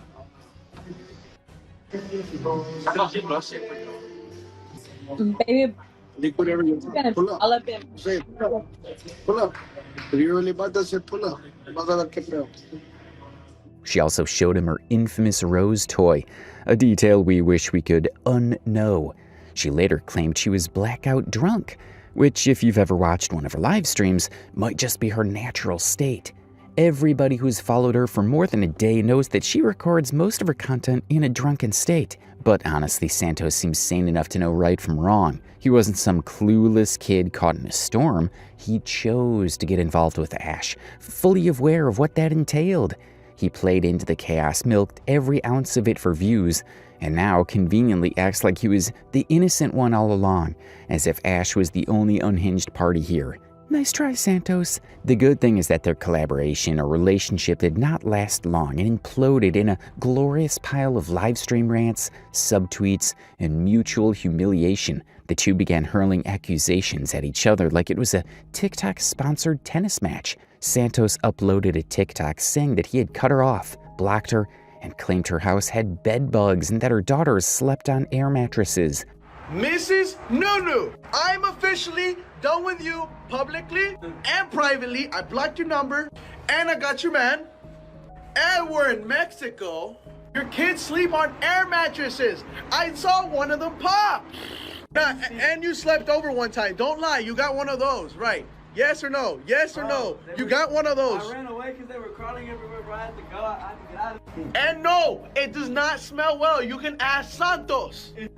It reeks. That's why I also... Santos also insists that Ashley owed him thousands of dollars, alleging that he paid for Airbnbs, transportation, food, basically everything, while she freeloaded and brought nothing but chaos to the table. Whether that's true is anyone's guess, considering Santos's ever-flexible relationship with facts. But he's told this story so many times, it's practically part of his identity now. All right. So how about you worry about giving them money instead of DK's bail bond? Oh, and apart from that, you also owe me more than $1,000. So how about you put those $1,000 that you owe me and buy them some fucking bed, like better than an air match. Like, you know, they have tape on that bed mat. Come on, can you look for them? He owed me so much money. Then came the truly horrifying part. Santos accused Ashley of sexually assaulting him, claiming she tried to kiss him multiple times without his consent. Have you ever claimed that she SA'd you? Well, she has tried to do stuff, and I'm like backing her away. Like, What does that mean? like she tries to like kiss me and everything, like on the lips. Like I'm fine with like a little kiss on the cheek or whatever on the forehead, but on the lips. Do you no. think Miss Nunu thought you guys were in some sort of relationship, situationship, anything like that? Nah, You don't believe that she... Nah, that's the thing. Like, You have done nothing to make her think you guys were in some sort of situationship. It was all business. I mean, it's obvious that she knew it was his business. Unfortunately, there are several clips where she pulls him in, kisses him on the cheek, and he visibly recoils. It's genuinely upsetting to watch. And it doesn't matter how messy their situation was. Ashley is a 36-year-old woman, and he was 19. Seeing her behave like this can give anybody the ick. I wake up and I'm like, damn, I'm in trouble. Lies. You better not listen. But of course, in classic toxic duo fashion, Ashley wasn't going down without throwing her own grenade. She hit back with her own sexual assault allegation against Santos, though the details were vague and constantly shifting. In one now infamous live, the two of them confronted each other about their claims, turning what should have been handled off camera into one giant public trauma dump that no one asked to be a part of.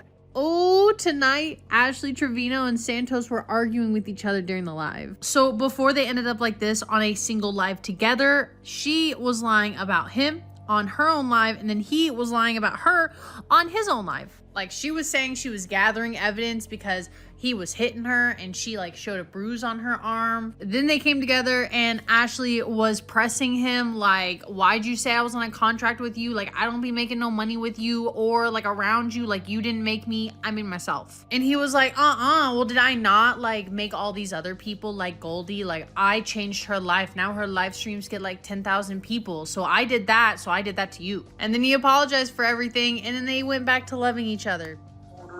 You know what? Get off life, you know. I resign. And who was I talking about? Who did I tell to get off life? You or Miss Gold? All of them. You said all of them. You or Miss Gold? You said all of them. Sure, they get out there as much as possible. But I want them to do it the most pure way. You said all of them. I remember the live in the morning, and I'm the one helping you all out. No, because they literally asked you, whoever you were on live with, I don't know.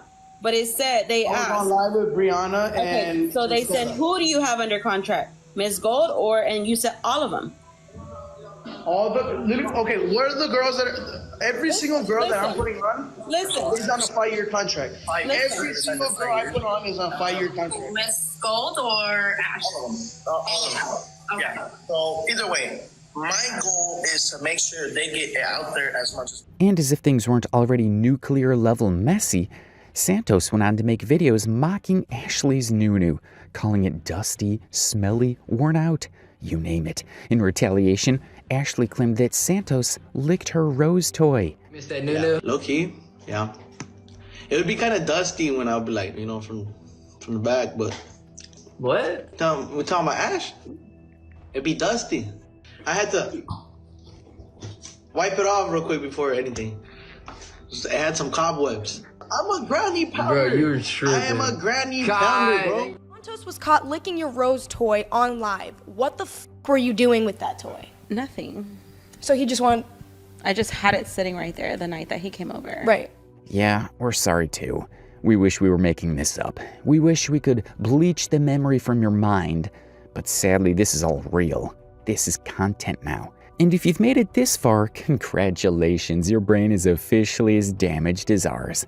But don't get too comfortable, because the story doesn't end here. Even after everything blew up, neither of them moved on. Ashley still has her own deranged little brand based on unhinged live stream, chaos, and controversies. But Santos, he has nothing without her. He still brings her up, still references her, still uses her name for views like he's clinging to the last shreds of a plotline that ended seasons ago. Location. Better time they the worst, they got too many to please. Spent over 100 G's and she still wasn't pleased. And that brings us full circle to the infamous Camila Arroyo interview. For nearly an hour, Santos sat there trying to play the misunderstood victim and flailed through a series of half-truths and whole lies. One viewer summed it up perfectly in the comments, saying, 53 minutes of him lying through his dentures. And honestly, that's the most accurate review of his entire online presence. Santos doesn't just collaborate with unhinged internet personalities, he also becomes one whenever the views start dipping. One of his favorite pastimes is bragging about cheating, like actually flexing it. He talks about it openly, almost proudly, like cheating is a personality trait. Second time's a charm. You're cheating on Ash? That's my mom. That's her. Wait, what? I'm so confused. You should be. Let me exit out. I'm embarrassed for myself.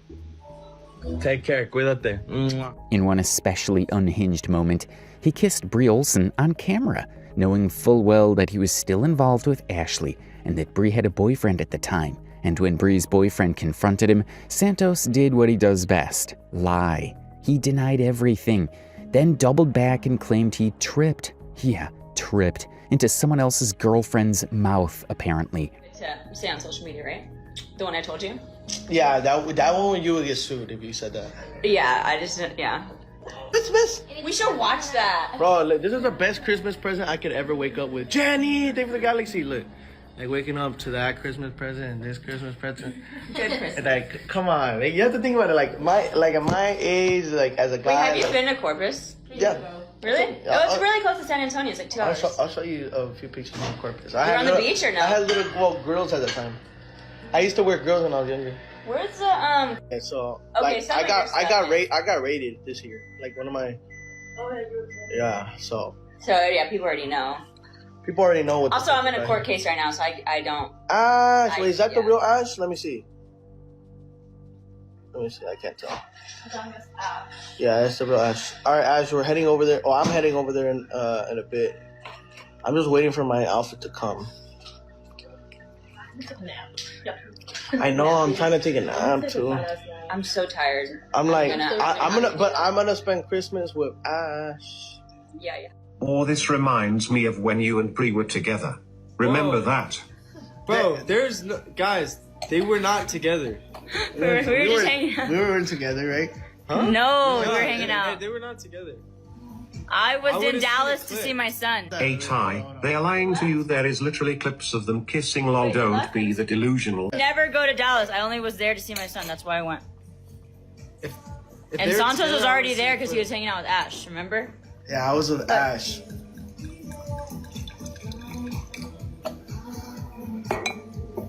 Open that. This one. Yeah, hold on. We've never kissed, Jack. Baby, tell me. What? Is there a clip of you kissing Santos? Is there a clip? What do you mean, Like, yes? wait, what? On accident. It was one time. How do you accidentally kiss him? Because I tripped. I tripped too. Be serious right now. Yes, I showed you. Yeah, no, don't touch my shit. And if that wasn't enough, he and Bree later made a whole TikTok mocking the situation, flexing how they dumped their exes and got together like it was a cute rom-com instead of the messiest stunt imaginable. Babe, we live together. Why do you need my location? Playing, dude. Oh, okay. They want to know about all the times we've been together that we lied about. Should we tell them? So, well, you lied on Camila's podcast. You said that we had never been together. Okay, Camila's podcast. Okay, we were together during the Ash Trevino stuff, obviously. Then he went on Camila's podcast and lied about it and said that we were never together. And he was battling my ex and saying that we were never together. And I was going along with it because I was like, okay, whatever. When's the first time we slept together in that house? Say it. I think in the shower, no? Yeah, I was in the shower. It was the day before we went on the Mammoth trip snowboarding. Why?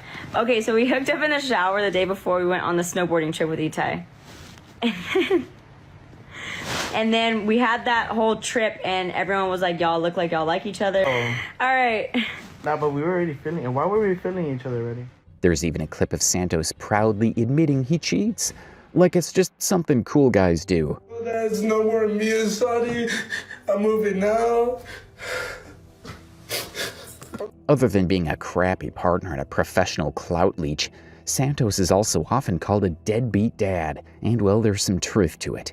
Apparently he had a daughter when he was pretty young, but if you follow him or any of the low-tier creators constantly hovering around him, you'll notice something strange. You never see his daughter. There are some TikToks on his account featuring his daughter, but you will never see Santos actually spending much time with her. There's been speculation that he might have lost full custody, but honestly, from the looks of it, he was never really involved to begin with.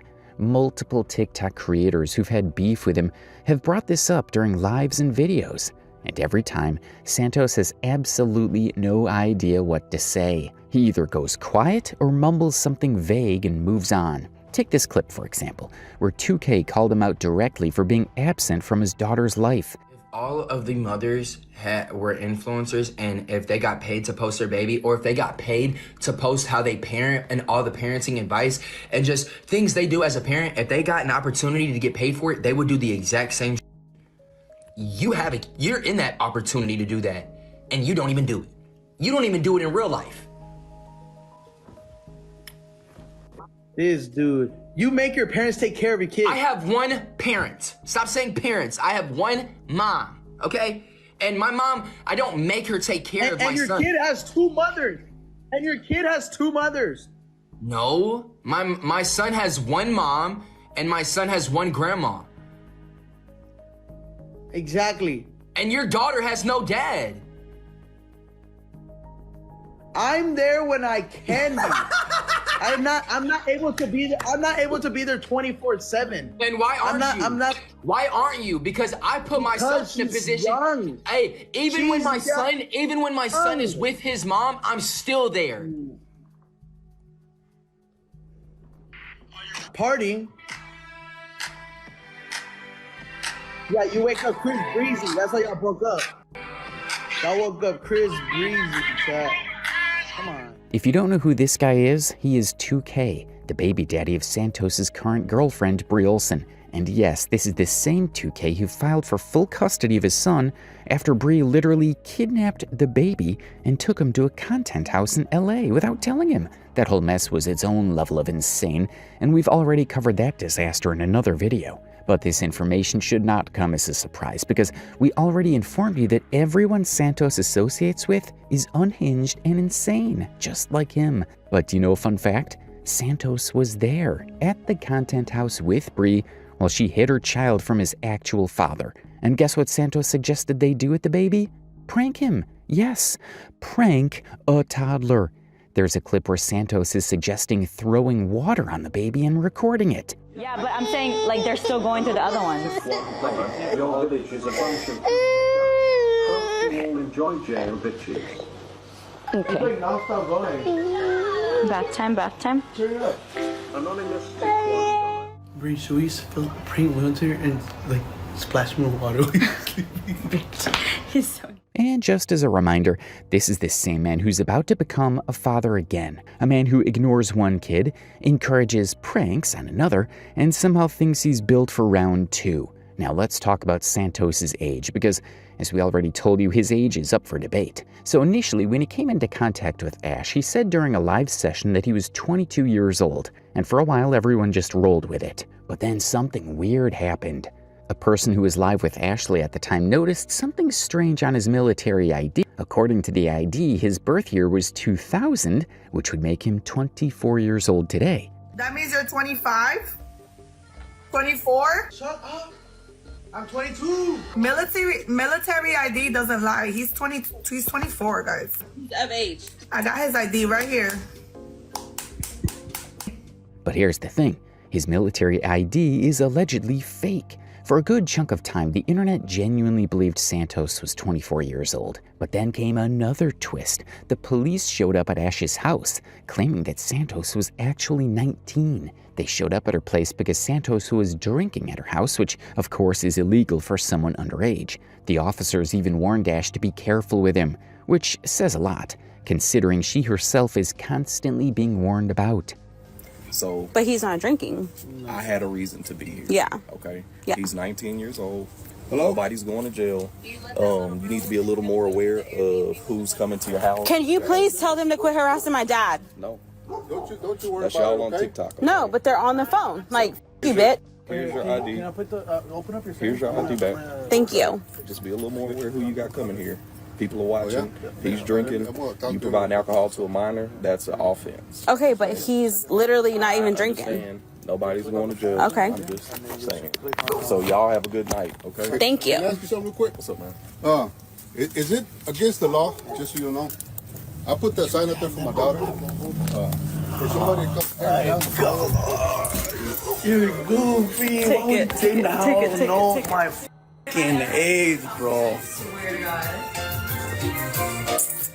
Eventually, Santos confirmed it himself on Camilla's podcast by showing his real ID, revealing that he was, in fact, 19 years old. So based on the current evidence, it's believed that Santos is actually 19, not 22, not 24. Claimed to have served in the military and sustained an injury, yet at 19, you mentioned having a few years of active duty. Were you on active duty for more than 6 months? Why were you discharged? So I did join the military. At what age? 17. How old? You can't enlist until you're 18. I was emancipated, and then I had graduated high school early. Do you have your GED? No, I have a high Do you school. have your ID on you? I do. Can I see it? March 26, 2005. So it is confirmed here that is Santos' real age. How long were you active for? I think it was like active for a little bit more than 6 months. But Why were you discharged? Because I got injured. How? I tore a muscle under, like, I don't know what it's called, but it's like like it's over here in the back of my. I don't know if I can show Your that. hamstring? Yeah. How did that happen? And what branch were you? Air Force. Air Force. But the fact that he's lied about his age so many times has left plenty of room for speculation. Like, how do you lie about being 22, then get caught with an ID that says 24, only to be actually 19? At this point, people couldn't figure out why he would lie about being older in the first place. But during a live session with another creator, Santos admitted that he had messed with the back of his military ID so he could keep doing his work. What kind of work, you ask? Going to nightclubs. And not just clubs. He owned a food truck, had a liquor license, and was hanging out with people his mom's age. The problem is you can't legally do any of that if you're under 21. So yeah, it all makes sense now. Here's a clip of him openly admitting to tampering with his military ID, while also trying to defend it, claiming it's not entirely fake. Miami. I was over there in Brickell for 2 months. Wait, so what is everybody saying about a fake military ID thing? Bro, they're not, bro, it's a real military ID. The only thing I did was mess with the back part of it so I could keep doing the things I do for work. Honestly, that might be true. Because if he were really 19 when he met Ashley, went bar hopping and drank alcohol, he could have been in serious legal trouble without that fake ID. And we all saw the fallout. His liquor license got revoked when police found out about his real age, which made him quite upset. We even saw him crying about it on Ashley's live stream. And when we say crying, we mean full sobs over a liquor license. It was so embarrassing. Everybody. I can't even get walls right now, bro. Yeah. Stop. I got you. I told you that. I told you I got you. I got you. I got you, babe. I got you, babe. Stop.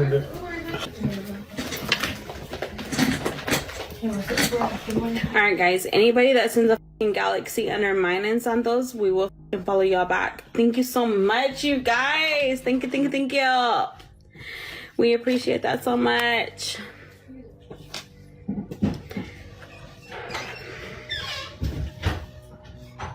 Keep sending those galaxies, you guys, and we will fucking follow y'all back, you guys. Keep fucking sending those galaxies. But aside from lying about his age, Santos has also lied about his time in the military. According to him, he joined the US military in 2023 and served 6 months of active duty before being discharged due to an injury. That's his story, but the internet didn't buy it for a second. For starters, he once posted a military certificate that looked like it came straight from Google Docs.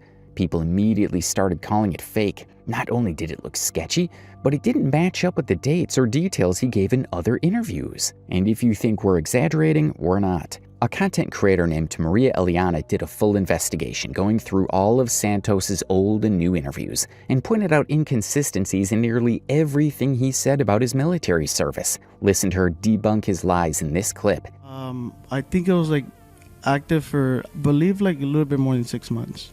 Active for a little bit over 6 months. Discharged due to injury. As I covered in my last video, the training for the military is about 6 months in length.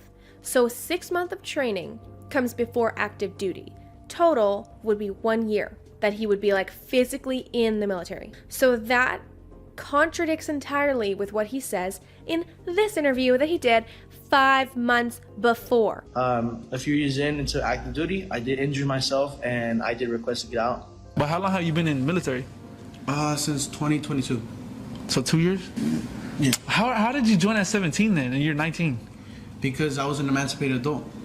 Emancipated? I went in as an E3, like with already a higher rank.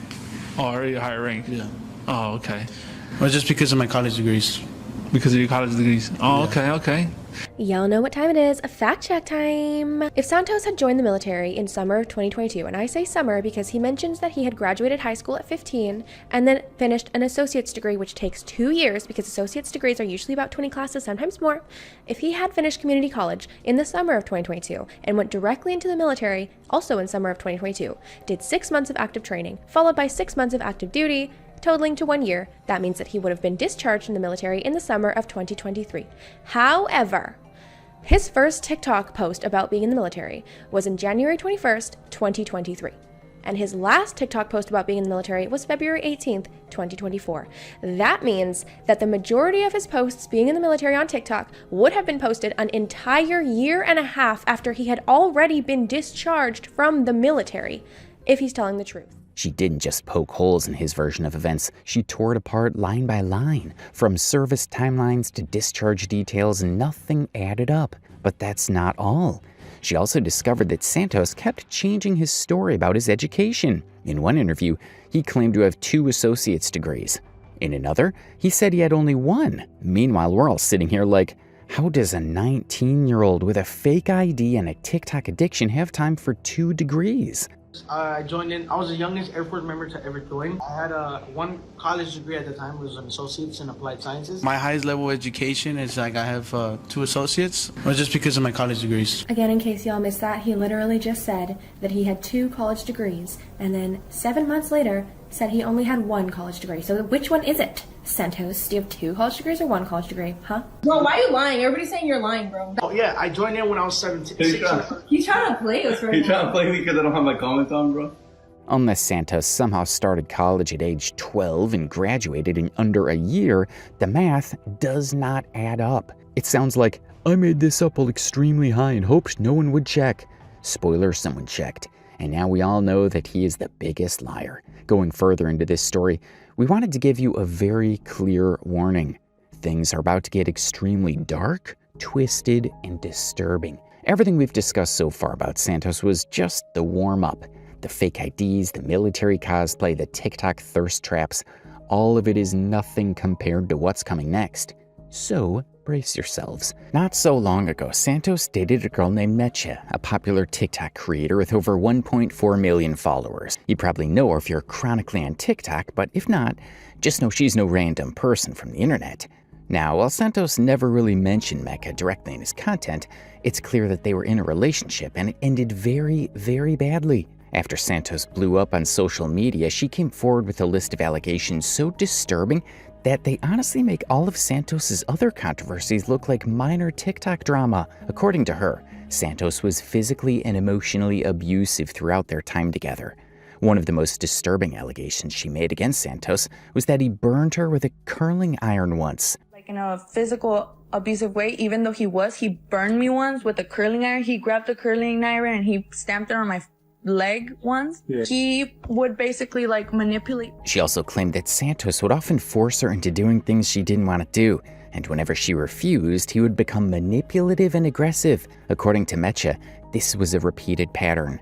And here's the really upsetting part. When Mecha got involved with Santos, she was barely 16 years old, turning 17, while Santos at the time was already 18. So they were both extremely young. I would move his hand, or every time I didn't want to do something, he would start acting sad and telling me that he was my boyfriend, that's just what relationships do. And he would tell me that he like every time he tried to touch me and I didn't let him and I moved his hands, he would be like, oh, I'm not a rapist, make me feel like a rapist when I'm just your boyfriend, I'm just trying to hug you. Or beyond the abuse, Mecha also said that Santos stalked her, and not just after they broke up.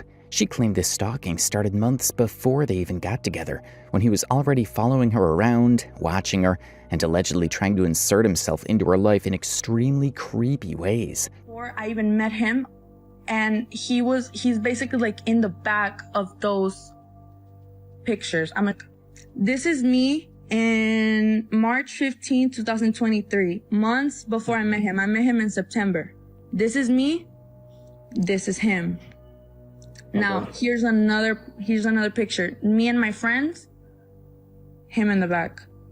Okay, everybody share this out. After they broke up and Mecha decided to speak out, she said Santos responded by threatening her, and not in a casual, vague TikTok beef kind of way. We're talking full-blown horror movie levels of threats. According to Mecha, Santos told her that he would kidnap her, hand her a script to say whatever he wanted, and that the next day people would find her somewhere cut up into pieces. To speak about him, and when I did, he threatened me, and I have it on recording.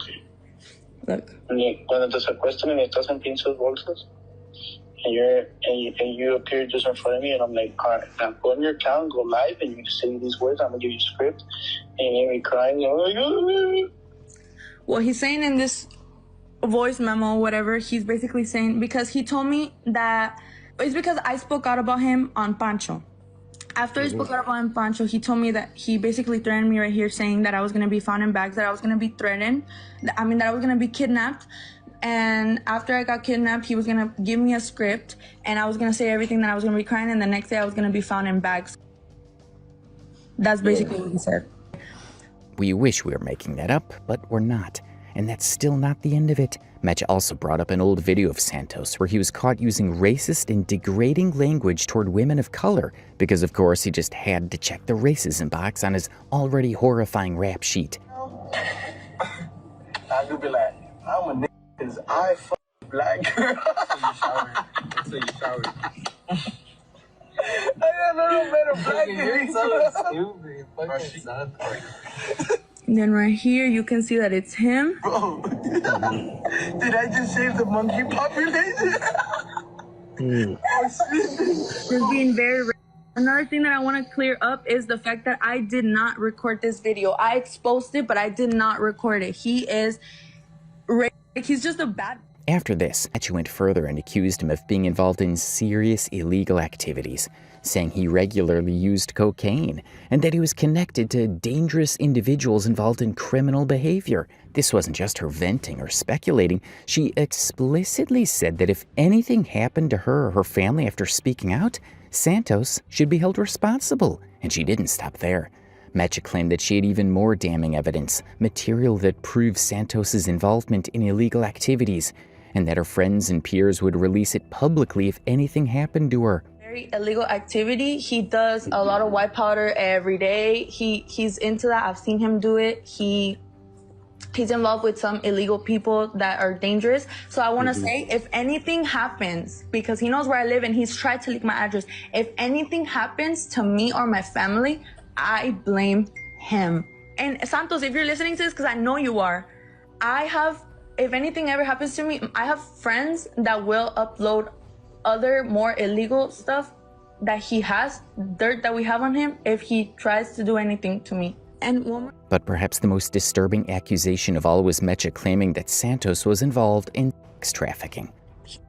He's involved in that. I'm telling you right now, he's involved in it. We know that's a heavy claim, and yes, it's an allegation, but it's not something you throw around lightly, especially not on a public platform to over 1 million followers. Netta made it crystal clear. She believes Santos is not just dangerous, but criminally dangerous. And honestly, based on everything we've seen and heard so far, it's not hard to believe that there's more to this story than we know. Other than Netta, there are at least 3 more women who've come forward with accusations of abuse against Santos, and their stories are even more disturbing. One of the most prominent voices in this growing list is a girl named Angelina, who has openly and bravely spoken about her horrific experience on multiple platforms. In one of the live sessions where she was joined by several other TikTok creators, Angelina claimed that Santos raped her while she was high and partially passed out. That's not just traumatic, that's criminal. And what makes it worse is the fact that it allegedly happened at her own place where she thought she was safe. Well, for one, the R word. Yes. Or 2, I can't even say the word, but I was basically, oh my gosh. Or say it like nicknames, I guess you could say, or like cold. So you said he graped. Yeah, and tried to, how do I even say this without Coca-Cola? Tried to put that in when I was literally like, when I was like literally like I couldn't even help myself, like I was. No. Why? Dude, what the hell? Not, and honestly, I guess that's my fault. Like I shouldn't have even. Nah, don't blame yourself. Nope. Don't blame yourself. Hell no.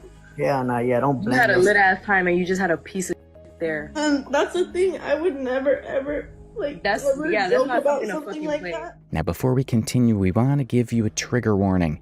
What Angelina shared in her second, more detailed live is deeply heart-wrenching and extremely difficult to hear. So if you're sensitive to these topics, just skip. I hear Santos at the door of the girls' bathroom asking for me, and I don't know why, I don't know how, but they let him in.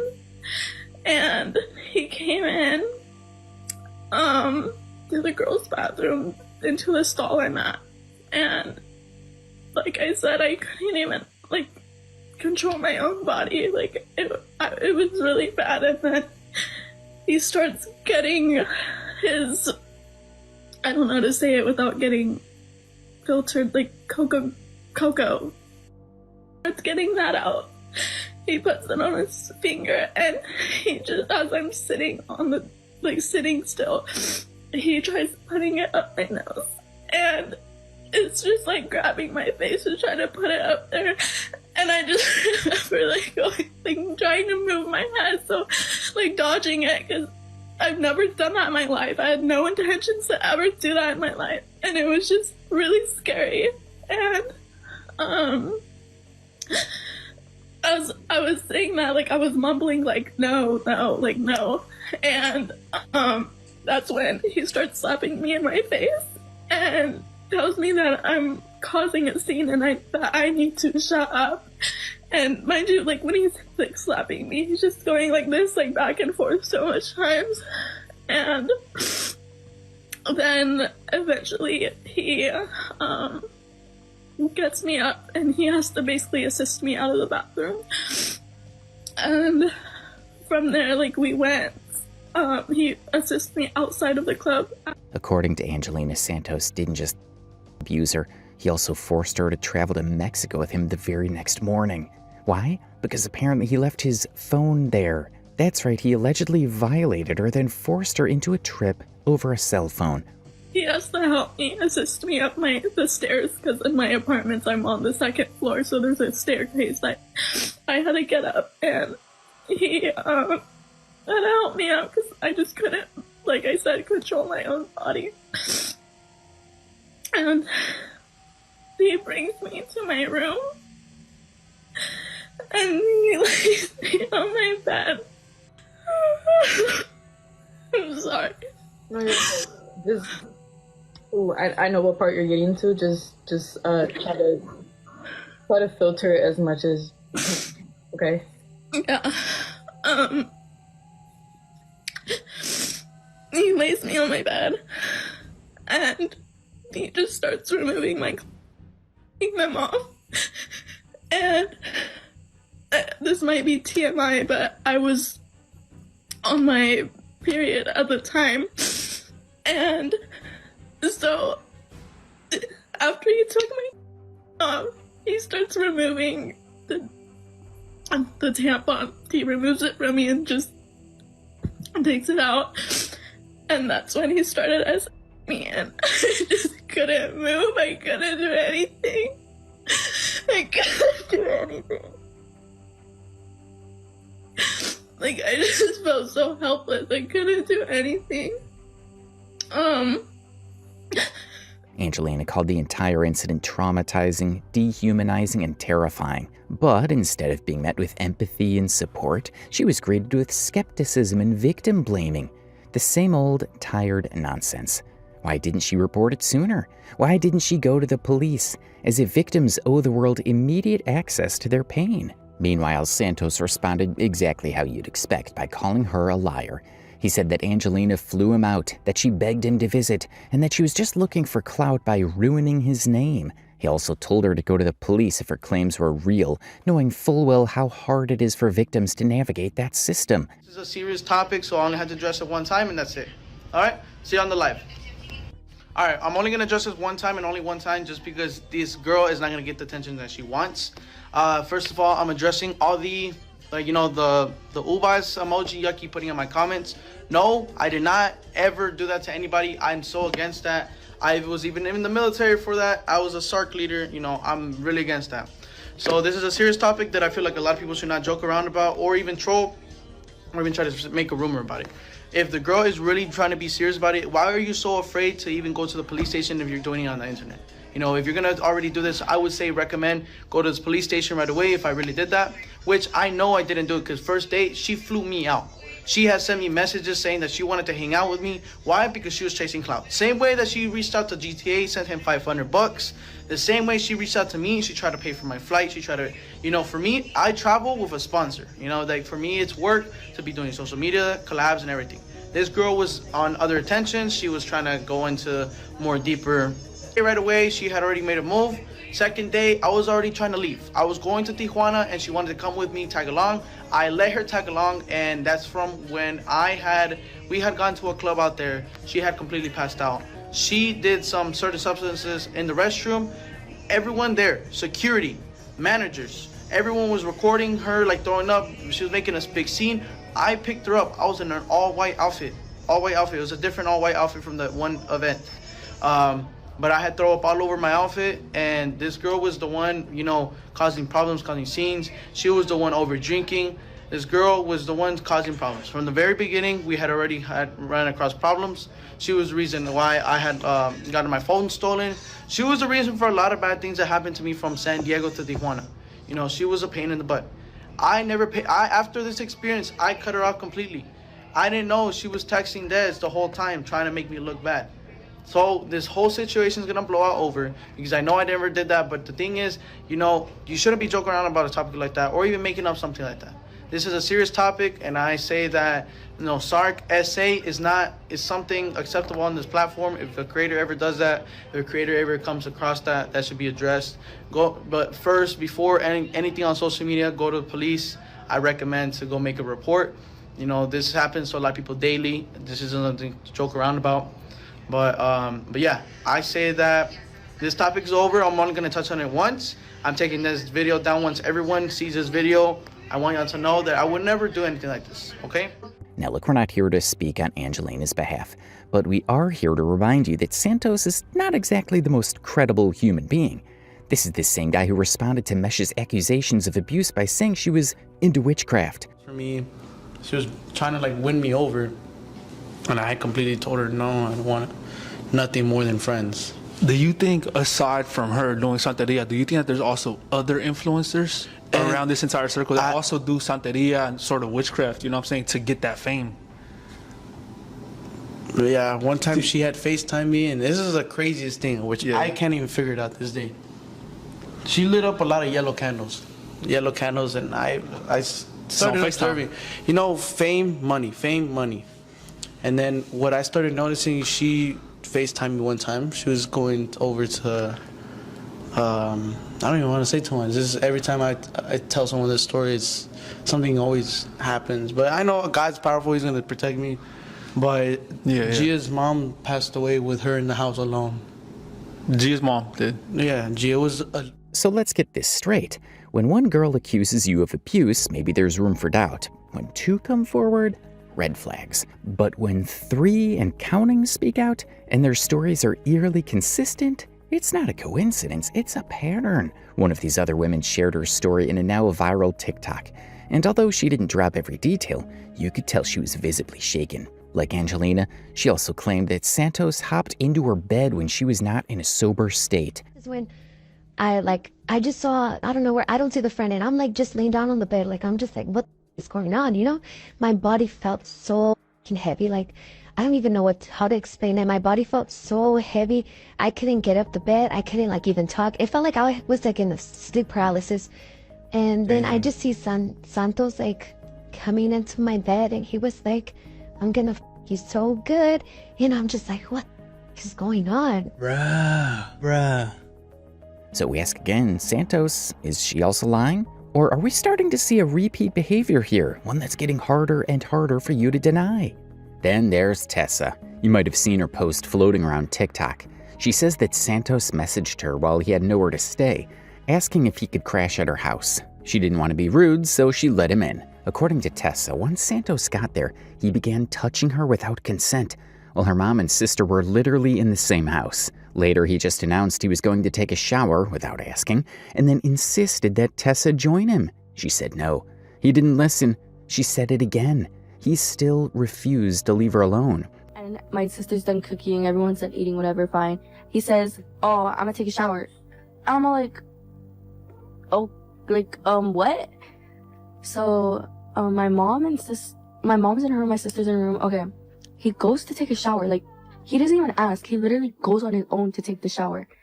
And, dude, he kept, like, pushing it. And pushing it and pushing it. He was like, just stay in here with me, just stay in here. You could just sit down and wait for me. Like, literally, I kept saying no. Like, I felt like I was about to, like, that was assault at that point. Like, I literally kept trying to push myself away, and like, Now sure, this might not fall under the strict legal definition of assault, but it's definitely harassment, and it shows an entitled, manipulative pattern that's hard to ignore, especially when it keeps happening again and again and again. But while we're talking about disturbing patterns, let's also talk about the fact that Santos seems to have made a career out of couch surfing. This guy acts like a TikTok mogul, throwing around accusations that other people owe him money, and flexing like he earns 6 figures from his content. But behind the scenes, he's basically homeless, hopping from house to house, using women for shelter, and leeching off of anyone who let him in the door. A girl named Araceli confirmed this, saying Santos stayed with her family and used her only for a place to stay. And guess what? She's not alone. According to her, Santos has done this with multiple girls, manipulating his way into their homes and overstaying his welcome every single time. Gang, patty gang, rich baby daddy gang. There is even a video of him sleeping on the floor, where a guy who used to live with him said they were both basically homeless, just doing what they could to survive. Good dude. I've been hanging out with him. Santos is the guy. We're both homeless, bro. We're both kicking together. Fuck. We're traveling the world together.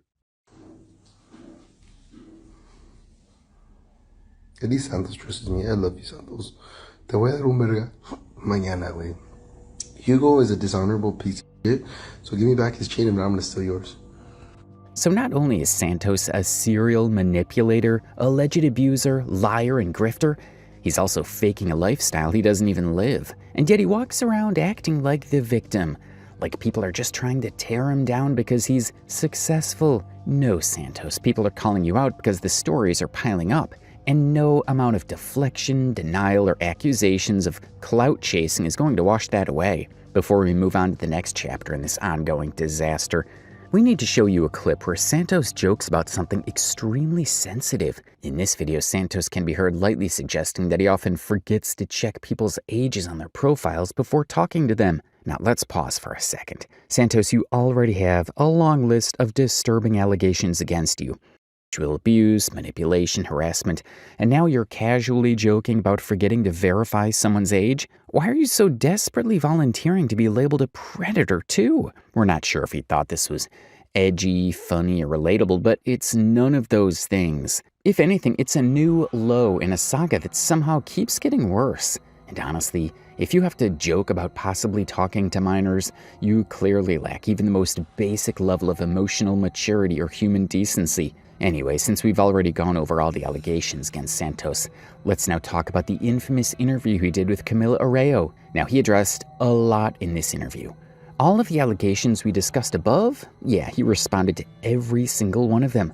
But let's be real, he did not come out of this interview looking any better. If anything, the inconsistencies in his stories, the vague answers, the convenient memory loss, and his blatant habit of deflecting the blame onto literally everyone else made things look even worse. Instead of clearing his name, the interview felt like a chaotic PR stunt. Let's start with the first thing that struck us as deeply weird. Camille asked how he got started on TikTok. Santos responded by saying that he started gifting people on the app. Yup.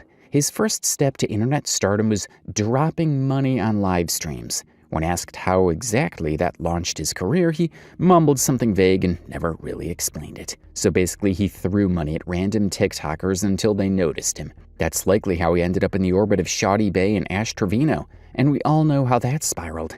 Then Camilla asked him where he got the money to do all his gifting. And guess what? He didn't answer that either. He dodged the question entirely, which obviously raises even more questions. If the money came from a legal source, why be so shady about it? Dokładnie. Jak to się zaczęło z twoją karierą? Wiesz. Skąd wziąłeś pieniądze, żeby po prostu dawać ludziom? O, mój Boże. O nie. Okej, kropka, w porządku. No cóż, w każdym razie chyba była jakaś nielegalna działalność. Nie, kropka, okej. Okej. Więc to zainspirowało cię do kariery w mediach społecznościowych. Moving on, Camille asked him what the craziest DM he ever received was. Santos initially claimed that Ashley sent him a nude, like a full-on pic of her new. But then he backtracked in real time, saying, well, she was trying to get back at me. Get back at him for what, exactly? No one knows. This guy talks in unfinished thoughts and lies like it's a second language. What's the craziest DM you've ever received? Oh my gosh. Are there a lot of them that you're thinking about? Miss Nunu showed me the Nunu. I need water. He also claimed in this interview that he wished the controversy with Ashley had never happened. If you could erase one controversy from your past, what would it be? Oh, the Nunu thing? Yeah. You would go back on that. You would have never had that happen. 100%, like. Really? Okay, sure, that's cute. Except, let's not kid ourselves, he literally built his entire internet persona off the back of that train wreck. If this whole mess with Ashley didn't blow up on TikTok, nobody would have even known who Santos is. He went from being a nobody with thirst traps and no personality to suddenly being part of TikTok's most talked about situation, all thanks to Ashley. And now he wants us to believe he regrets it? Please. That's not regret, that's rebranding. And let's not forget, he still name drops Ashley at every possible opportunity. Whether it's in TikToks, live streams, or interviews, he just can't help himself. So for him to sit there and act like this was all some tragic detour in his life that he wishes never happened, that's laughable. If anything, he's milking it for every last drop of relevance he can get. Now, on the topic of his fake military ID, Camilla did ask about it. Santos doubled down again.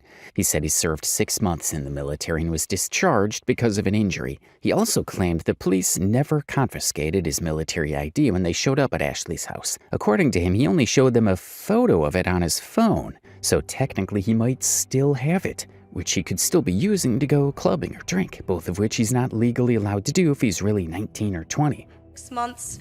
Why were you discharged? I was over there in Brickell for 2 months. Wait, so what is everybody saying about a fake military ID thing? Bro, they're not, bro, it's a real military ID. The only thing I did was mess with the back part of it so I could keep doing the things I do for work. Why did the authorities confiscate your military ID if it was legitimate?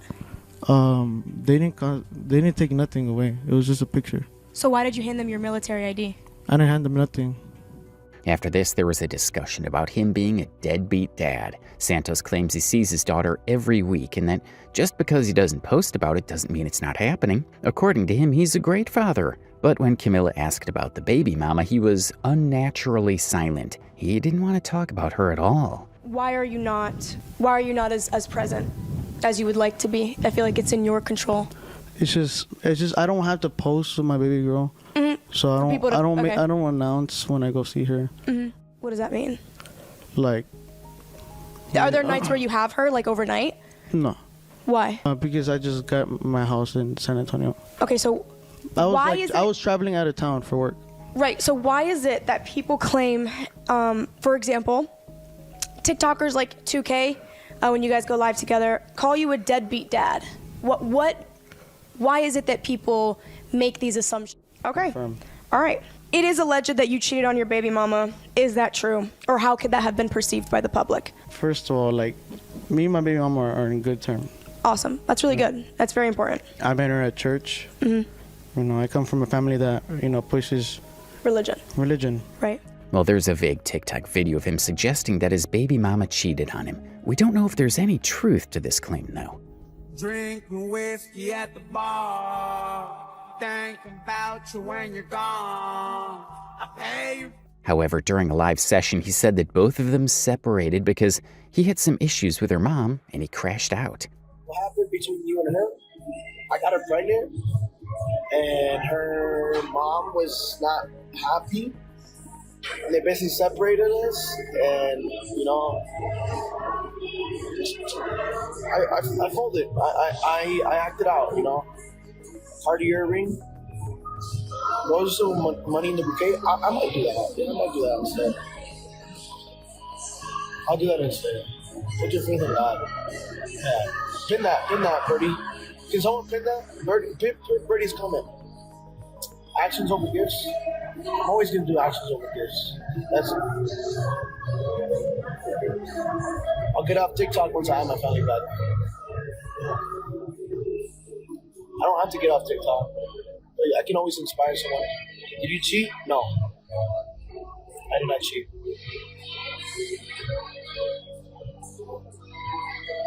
I didn't cheat. She cheated on. Well, she didn't really physically cheat on me, but when we started dating very young. We started dating when we were 15. We did something, and I crashed out. I was in the horn back then. I'm not like that no more. I already went to take it to the grave, boy. Take what to the grave? I'm sorry. Take what to the grave? Take what to the grave? Exactly. Cállese el puto hocico. Trying to get back. Yes. I've always been trying to get back. I gave up. I give up on her. I give up on myself. As we already told you, we can't fully trust him on anything because he keeps changing his story every freaking time. Speaking about the serious and damning allegations of abuse, he once again claimed that everyone was lying and doing this for clout.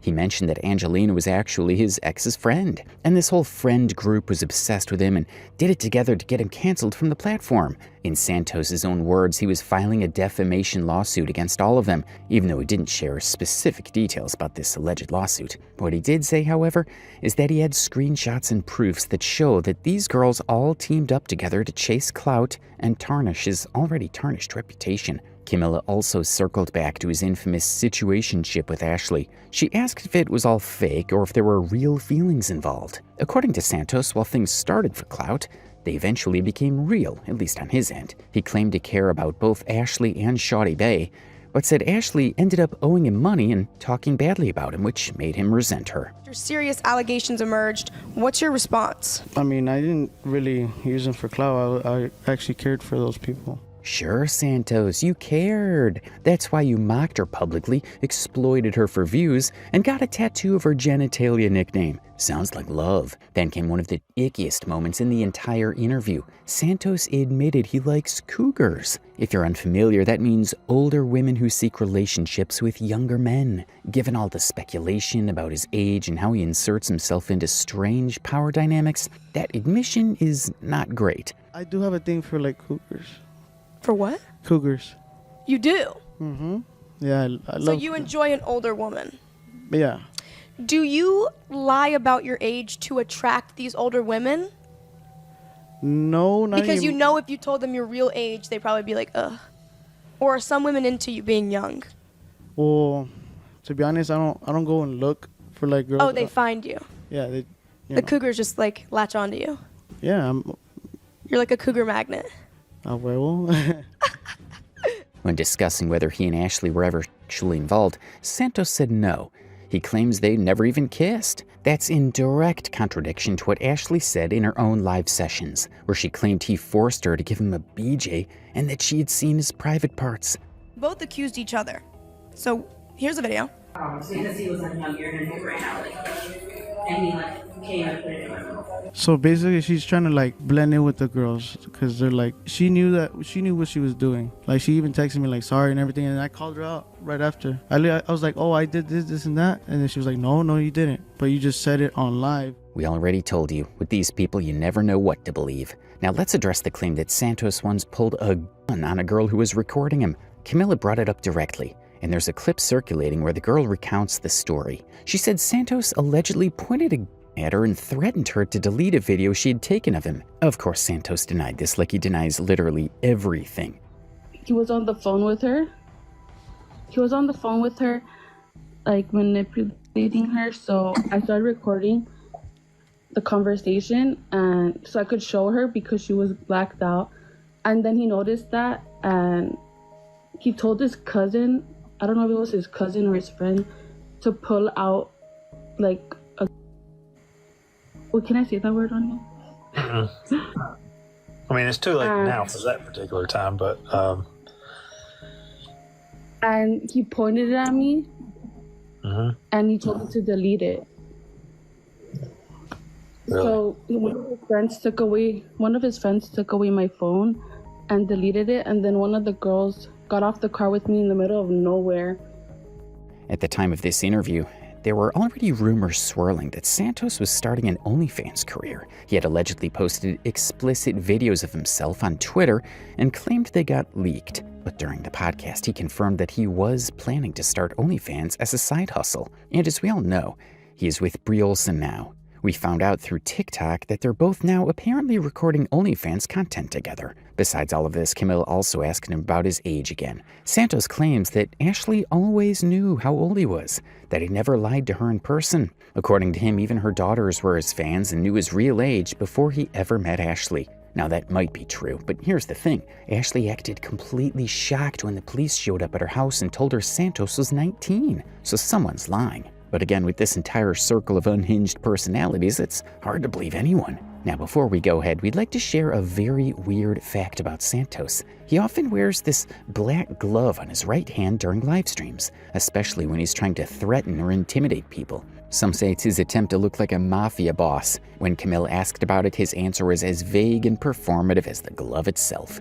Get out the... Oh my God, bro. Y'all don't listen for shit, and that's the shit that pisses me off. Y'all are stupid. Y'all are stupid. I told y'all, get out the Riverwalk. You're in a downtown public area with people that don't even have licenses for that shit. Do you think that I'm just saying that for no reason, Ashley? You know those kids don't even... You know those kids... No, I'm Ashley, I'm talking to you serious. You know those kids don't even have parents that are gonna help them out? Also, why was he talking through gritted teeth the entire interview? It was like he was trying to keep his dentures from flying out. Even Camilla noticed and said he wasn't very communicative. She had to constantly pull answers out of him, like she was conducting an interrogation, not an interview. He only said what he wanted to say and ignored the rest. So overall, the interview was a mess. He dodged every important question, gave half-truths, and doubled down on stories that have already been publicly debunked. If this was his chance to clear his name, he failed spectacularly. But maybe that was the point. Santos doesn't want to clear his name.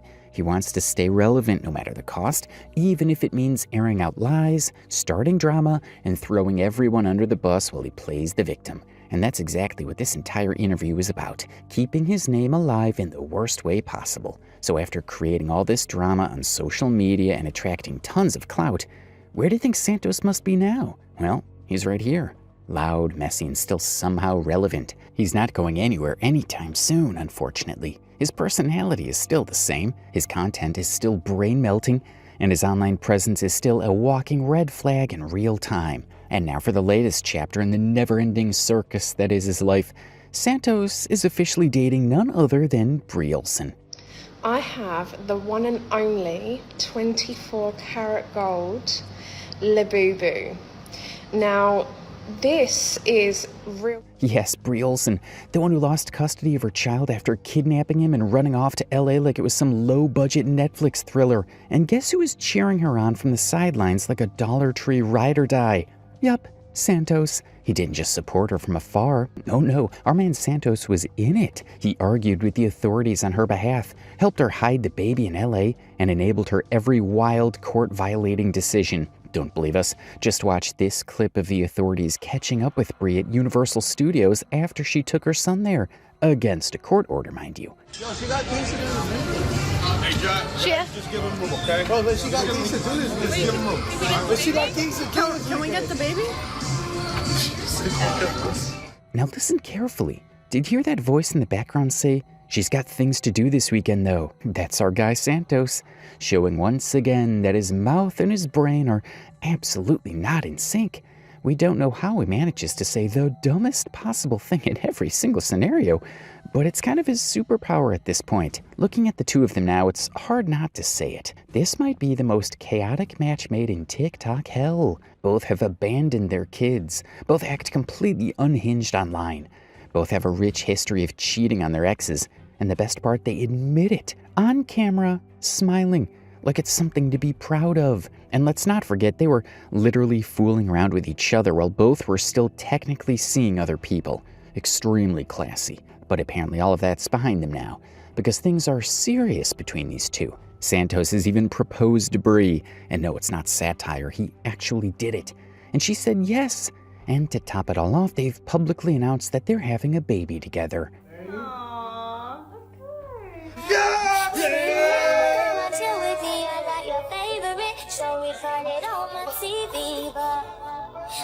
Look how faint that is. Oh my god. I was like, no.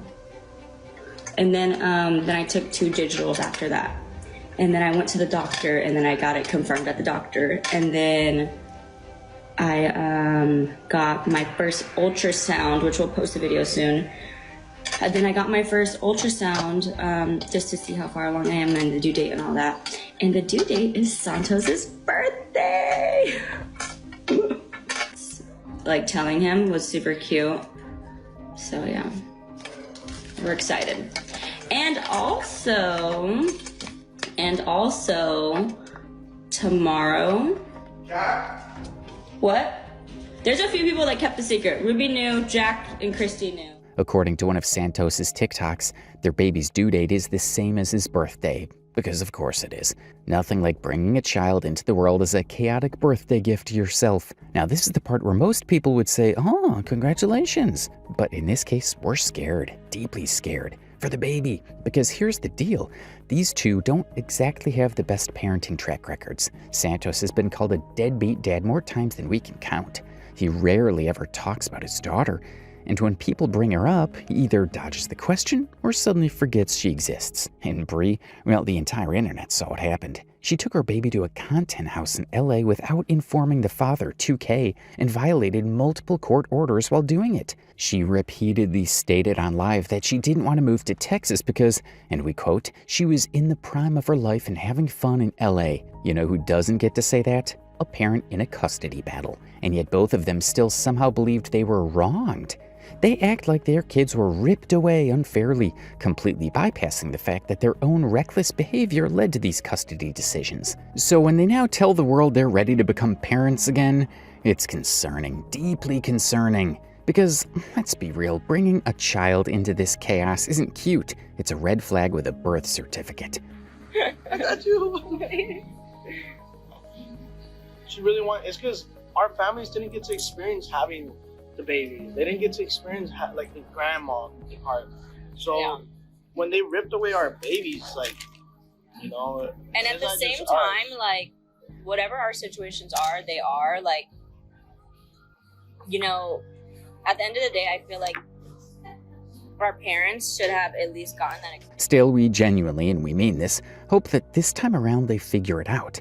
Because a child doesn't deserve to grow up in a circus where both parents are too busy chasing clout to attend parent-teacher meetings. Now back to the timeline. Both Santos and Bree recently gave an interview together, and let's just say it didn't exactly scream mature, stable adults. Both casually admitted to cheating on their former partners, like it was nothing. And when the topic of Ashley Trevino came up, Bree said she doesn't associate with her anymore. Santos, for his part, claimed he was done with Ashley. He even said he got his infamous Nunu tattoo, the one inspired by Ashley's viral song, covered up. In an email that I got back recently, yes, I'm still working on getting that account Can't back. you just not associate with her? I mean, now we don't, because she's brought us so much. I had a Nunu tattoo. Yeah, we had to cover it because I think it was bad luck, seriously. Whoa.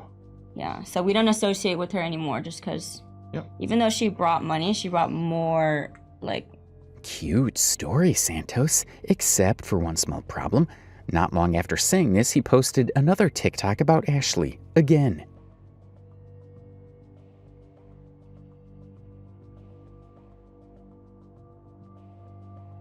So you say you're done with Ashley, but you still post about her, still talk about her, still milk the entire situation for views. Are we seeing a pattern here? Santos might be dating Bree now, might be expecting a baby, might even be calling himself changed. But let's not pretend the man suddenly reformed. His whole brand was built on drama, exploitation, and controversy, and nothing about him screams growth. At the end of the day, this story isn't just about Santos. It's about a cycle of online chaos where people exploit others, fabricate lies, manipulate narratives, and hurt real people, all in the name of clout. And now they're adding a new person into this mess, a literal child. So while the internet may watch, comment, and laugh at the drama unfolding on their screens, let's not forget that behind all these live streams and TikToks are actual consequences, and actual people, and now an actual baby. And just when you thought this story couldn't get any more chaotic, let's talk about the Catalina Island incident. Because yes, even a simple weekend getaway turns into a full-blown scandal with these two. So there's been some news floating around the internet that Santos was actually arrested about a month ago while he and Bree were vacationing with friends on Catalina Island. Yup, arrested, as in handcuffs and all. And no, this isn't a rumor. There are actual police documents confirming that he was taken into custody on the island. 13th, Santos was arrested for DV. Is an arrest record for Santos for DV to a partner. Bail was set for $20,000, but he was bonded out on June 4th. As soon as this news broke, TikTok went into a frenzy. People immediately assumed the worst, that Santos had been arrested for domestic violence, and Bree was the alleged victim. TikTok creators flooded the app with content, many coming out in full support of Bree. The general assumption that Santos had done something unforgivable and Bree was finally done with him. I honestly feel like people say that Brianna deserves it and they try and defend these actions because when she was in her relationship with 2K and there was DV, they defended 2K by saying, well, Brianna brought that out of him because they call it reactionary abuse. The baby mama wouldn't testify against him. That's what I'm saying. There's something suspicious. No, she didn't sound like herself. Girl, I told you dump his ass. I done told you. But hold on, because that's not what actually happened. At first, Bree didn't clarify much. She posted a cryptic story basically saying that both of them were going through something and that people should respect their privacy. Then, during a live session not long after, she finally decided to address the situation head-on. And according to Bree herself, yes, Santos was detained, but no, he did not lay a hand on her. She said it wasn't domestic violence. According to Bree, some of her so-called friends who were with them on the trip leaked the info that Santos had allegedly gotten physical, and that's what started the internet wildfire. But Bree denied those claims and insisted that Santos never raised his hand on her. Here's what happened before I talk about anything else. This dumb bitch, this little Chucky with the yellow teeth, the one that stalks me, literally wants to be in my skin. Her and her little boyfriend, the one that's in love with me, they called Ruby and MJ to try and get tea on me because they know that something happened this weekend. Even though they talk shit about Ruby and MJ because they think that we're not cool. Ruby just said, but Vale has me effed up lying on my name because she was just sitting on live with her yellow ass teeth in her motel room part 2, saying, I called Ruby and she told me everything that happened. I know that Santos put his hands on Bree. Okay, before I even get into the details, let me say this. He did not put his hands on me. He did not. Okay? So there's no way that Ruby said that, and she recorded the whole phone call because she doesn't trust your ass. So anyways, so I've just been playing the phone call. That makes sense to you? On a personal level, but yeah, it was just to be honest, I was more so calling to check up on MJ. Okay, yeah, he left his phone right here charging. I will definitely let him know. Hi, Zobby's mom. Okay, well, are you guys cool still, or what's the situation? It's a lot. Yeah, it's a lot. It's a long story. It's a lot going on. So I think Doesn't sound like she said anything. as soon as everyone's ready to talk about it, I think it'll get put out there. But I am personally not ready to talk about nothing. Well, health-wise, everyone's good then? Yeah, everyone's good health-wise. Well, I'm not recording this, and I don't have TikTok anymore to fucking try You to know do you don't something have with this. TikTok like a good boy. Just I'm Yes. reaching out to see if he's all right, if he could give me a call back on it. I will definitely let him know. All right. Thanks for reaching out. Okay, and that's the end of the phone call. So that's all. So how is she gonna sit here and say, Ruby, I called Ruby and she told me everything. Santos did this, Santos did that. You don't know anything. They didn't. I just showed the whole phone call. You called acting like a stalker weirdo with your stalker ass man. And Ruby sat there and said, what? We're good. Yeah, we'll talk about it when we're ready. You don't know shit, bitch. Nobody gives a fuck what you have to say if you're not talking about me. Cut it. Cut it. Anyways, but yeah, there is a lot to get into, so. To start, let's see. But yes, we did lie Saturday night about, Santos being asleep. That night, he was detained in the jail on Avalon, Catalina Island. We did lie because it was just something that happened so unexpectedly, and it was just so, we were so in shock that we were just like, you know what? It's really no one's business right now. So we didn't stream the next day, and that's why we didn't stream. But okay, hold on. I wrote notes because I don't want to say anything that didn't happen, and I don't want people assuming things. Wait, hold on. She didn't go into detail about what exactly happened between them to warrant a call to the cops, but she made one thing very clear. Whatever happened that weekend on Catalina Island, it wasn't about abuse. Now, of course, that doesn't mean we should just shrug and move on, because the guy still got arrested. He was detained and later released on bond, which means something serious did happen. Well, in a live session some days later, Bree explained that Santos wasn't arrested because he hit her. Apparently, he was just emotionally overwhelmed by internet hate and drank himself into a frenzy. According to Bree, Santos was extremely upset because all of the things people were saying about him online. Those tiny little things like being called a liar, a cheater, a predator, a grifter, a fake veteran, a deadbeat dad, and an all-around walking lawsuit. So what did our emotionally fragile king do? He drank. A lot. And then according to Bree, he started spiraling. He says he got out of control, punching things, hitting rocks, and basically acting like a full-blown man-child. She claimed that it got so bad, her friends couldn't even calm him down, and that's why the cops were called, not because he laid a hand on her. We went to Catalina, Santos, and this is something we found out later. Obviously, we didn't know in the moment. We're just, shocked.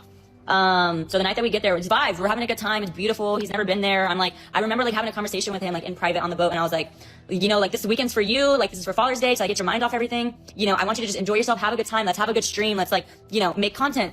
Everything that we love to do together, and travel and just have a good time, sit on the beach, drink some pina coladas. I was just like, this weekend's for you, and I literally pulled him to the side while we were on the boat on the way there, and I was like, I whispered to him. I said, I can't wait to spend this weekend with you and make memories with you. And he was like, yeah, I can't wait. And then we get to Catalina and everything's fine. And I guess he's just so fucking upset about, obviously everything that you guys say to people online affects them. And he's so upset about everything that people saying to him about Father's Day and his daughter. And he gets really, really drunk to where it's not you're trying to drink and have a good time. It's you're trying to drink to really mask what you're going through. And I noticed that because I've seen that. I've been through that. And So I feel like that's what he was doing. And like when me, MJ, and Ruby talked about it the next day, like we definitely agreed, like, you know, that's for sure what it was. Like he was just, you know, people were saying stuff. It was Father's Day weekend. Everything got to him. And I truly think that he was just trying to find a way to just like, just hide his pain. Without saying too much, I just want to say, no, he did not put his hands on me. The police were called. There was definitely some like bickering for sure. Cause mind you, we're all sober and he's drunk. And you know, he's strong. He's a lot bigger than us. Like we can't really control a drunk guy. Can't control anyone that's drunk. Not really, right? Especially somebody that's so emotionally drunk. Like that's the scary part. And so, I mean, we're literally just like in our golf cart. He's like freaking out. I mean, it just was like an hour-long thing. We finally get him back to the Airbnb to try and like calm him down. Tell him to like stop drinking. Like, you know, like we're trying to reason with him, but when you're trying to reason with somebody that's drunk, it's like talking to a wall, I'm sure. Now, the internet being the internet didn't exactly take this explanation at face value. Because let's be real, this story sounds just a little too convenient.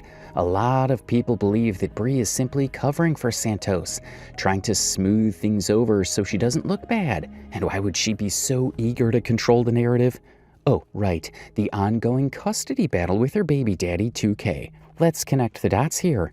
Everyone already knows that Bree and Santos live together, so if a judge finds out that Santos is a heavy drinker with violent tendencies who ends up in handcuffs on romantic getaways, yeah, that's not going to look great in family court, especially when Bree is trying to argue that she's the more stable parent. So what does Bree do? She spins a very emotional story where Santos is the poor misunderstood soul, victim of online hate, and definitely not a domestic abuser. Because if she admits otherwise, that he did hurt her or that he's dangerous, it could seriously mess up her chances of getting her son back. Bree also said during the live that they might be taking a break, claiming she wants to focus more on her son right now. A noble statement, sure, but saying it and doing it are two very different things. And well, Bree isn't exactly known for consistency. He was just screaming down there like by himself. Like he was punching the water, punching the rocks. So we just decided that like, since we're going to Texas this weekend, you know, I'm gonna go see my son. He has an event in New Mexico that he's going to. When we go to Texas this weekend, you know, he's just gonna move back to Texas. I'm gonna stay in LA and we're just gonna like, I wouldn't call it like, I mean, it is a breakup. It's like we're taking time apart because my main focus right now, like, and this is what Santos wants from me as well, is just like, my main focus needs to be my son and he respects that about me. And so he was just like, okay, we just need space apart so that I can focus on, because I'm going through things too. And he's obviously going through things and we just need like space apart to heal. And like, I don't know.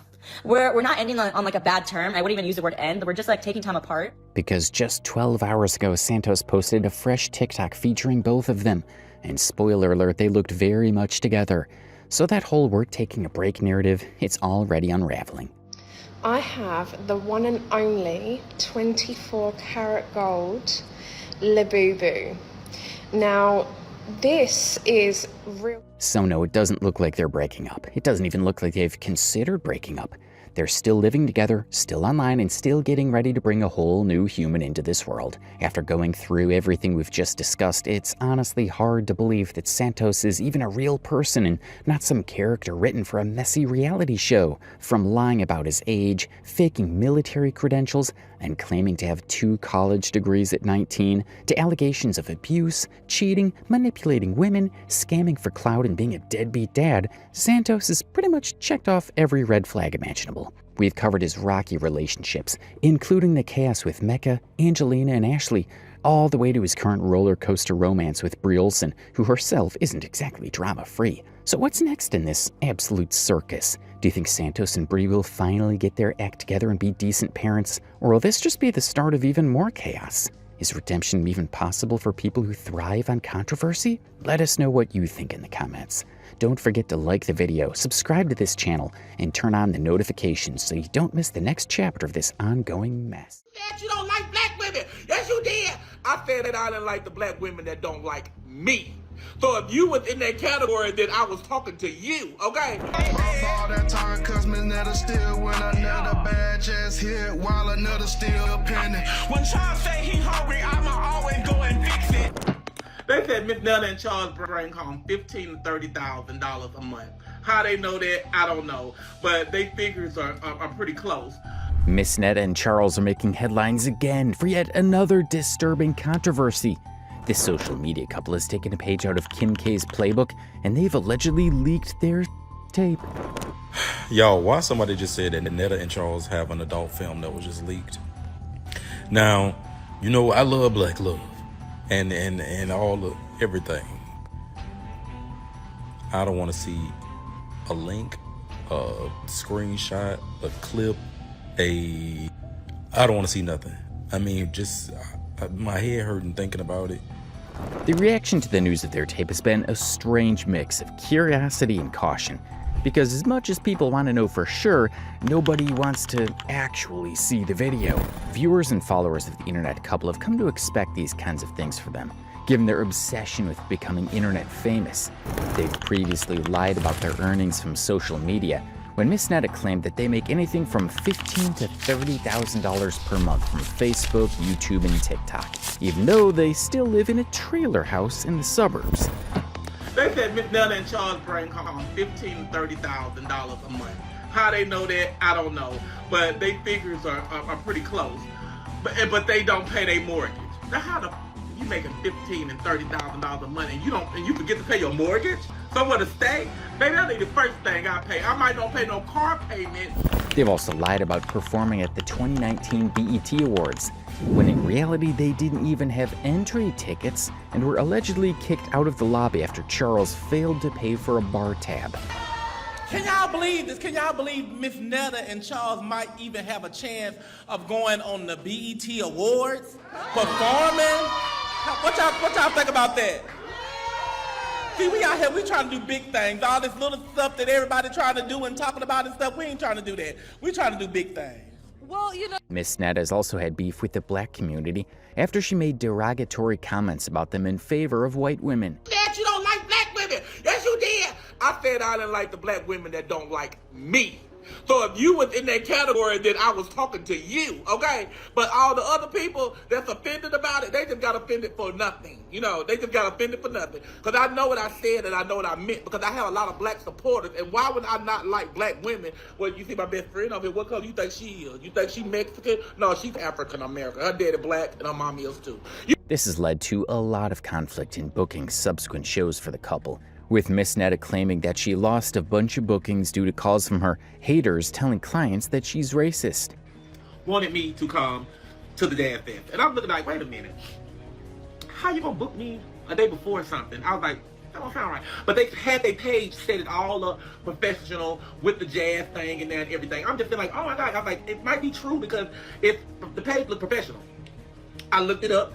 The dates and all that stuff match there, because I do that. I don't just sit there and say, oh, I'm going to type back to them or whatever without checking them and see what's going on, because I got to check them first. And if not legit, then I won't even respond back to them, but I don't got time for that. So I looked them up and stuff, and then the date I was matched up and everything. I'm like, well, there might be some real people.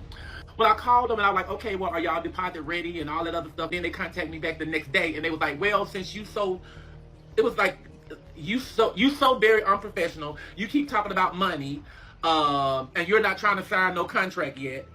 And what else they said? And we just found out that you went on social media and you talked about black women, and we found out that you called somebody a bitch, all that other stuff. I'm like, okay, all right then. Well, let me just go ahead and delete that text. The racist allegations don't end there, though, as she's also been involved in a beef with Jamaicans after she visited the culturally diverse country and insulted their cuisines, even though she only tried food that she could get from the motel that she and Charles stayed in. This resulted in an international beef with her American fan base throwing jabs at the Jamaicans and vice versa. It was a messy experience that was only settled when Miss Netta finally apologized. We went to Jamaica, and I can say that Jamaica food was disgusting. Yes, when it comes to the matter of food, I think everybody is entitled to their own opinion. But you made a grave mistake, Miss Netta. You made a very grave mistake. You come for it. And even though, you know, as Jamaicans, we're separated out of many one people and such, there's one thing you must understand. It's when it comes to with nationality, all are we afraid. Miss Netta, can I call you Mr. Netta? Everything is shaky with these two. Even their relationship is no exception. They've had a bunch of fights and public arguments.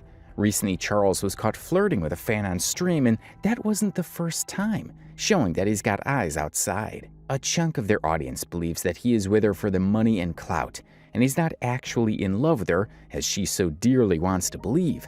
And it seems like there is some truth to that, as we see in his reaction in this video. Charles has also been trying to do his own stuff by creating his own page that he manages on TikTok. He's also been helping Miss Netta out with their music venture, rapping and doing his part. And he even recently got abs etching surgery, which is possibly an attempt by him to look the part of a rapper, following in the footsteps of Drake and Big Sean. While there's a lot of controversy and hate surrounding the couple, they still maintain a steady enough number of viewers who still find their content entertaining. But they've not always been like this, though. Their rise to fame started with simpler, family-friendly content, where Miss Netta would cook for Charles and he would try the meal in front of a camera. It birthed the famous "Charles, your food is ready" gimmick that became a pet of their brand and has remained so till date. Charles, your lunch is ready. Let me pull out this chair for my king. Yes. Good afternoon. Good afternoon. How are you doing? Fine. Okay. So we have some steak, loaded mashed potatoes, and some broccoli. Now, one can't help but wonder how they've gone from cooking content to now releasing a tape. But let us try and trace a line.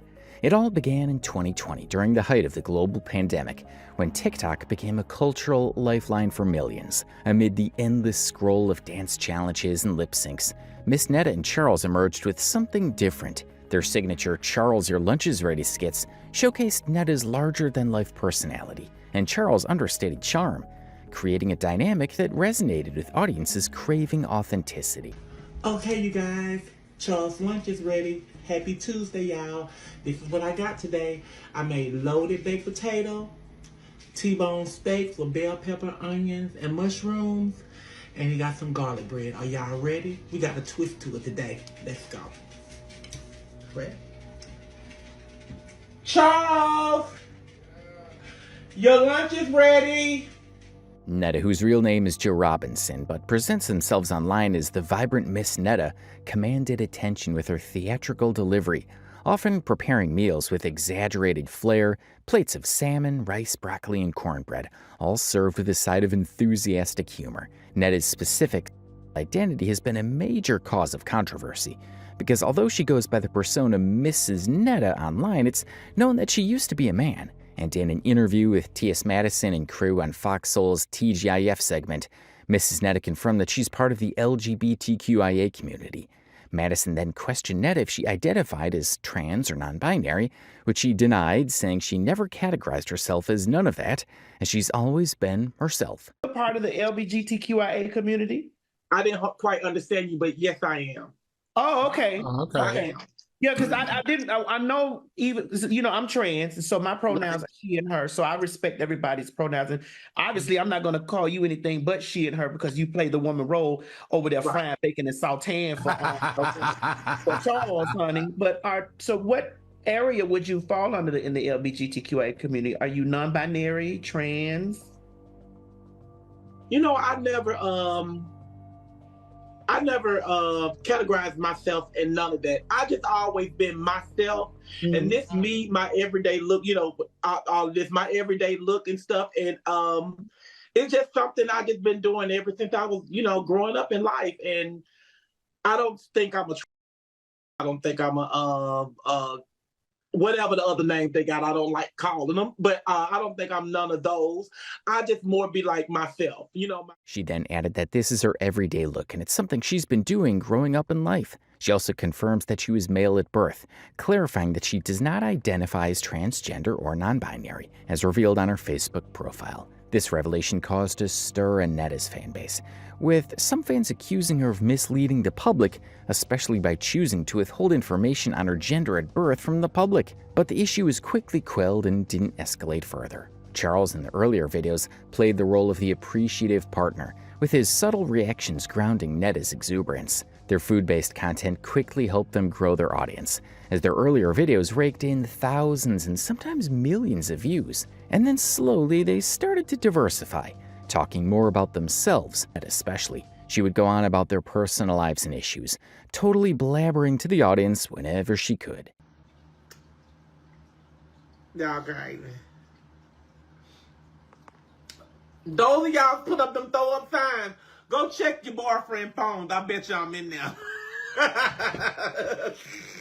Your man don't think I'm throwing up. Your man don't think he gonna throw up on me, man. Baby, go check your boyfriend's phone. That's what you gonna do. Go check your man's phone. I bet you I'm in your man's phone. I bet you. I bet you your last 25 cents in your deep down in your pocket. Go. That's what y'all need to do when y'all go home tonight. Go through your man's phone. I bet you I'm in your man's phone. It was in that phase she randomly mentioned on a live stream that she made upwards of $30,000 monthly from social media, bragging about their financial status and stability, a claim that many of her viewers found hard to believe, given the couple's modest living conditions. They said Miss Netta and Charles bring home $15,000 to $30,000 a month. How they know that, I don't know, but they figures are pretty close. But they don't pay their mortgage. Now, how the if you making $15,000 and $30,000 a month and you forget to pay your mortgage, somewhere to stay, baby, that ain't the first thing I pay. I might not pay no car payment or something. I gotta pay your lights and stuff because that's important too. But I might not pay my car payment or my insurance or something. But baby, the mortgage is gonna be the first thing to get paid. A trailer house in Birmingham, Alabama, as well as a clip of Charles admitting to some car loan payment defaults and his savings account balance of about $1,200 left, made the whole story of them making that figure somewhat fishy. I gotta pay your car now. Yeah, today. That's what you calling me for now. But that's finna come out of our savings, finna knock us down. And you have the 15. Shit. Man.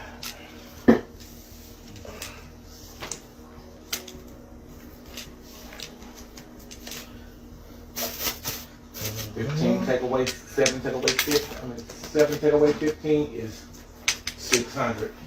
Alright. Well, I'll just leave that there. Subsequently, Mrs. Nett has been caught in some really sticky situations involving her finances.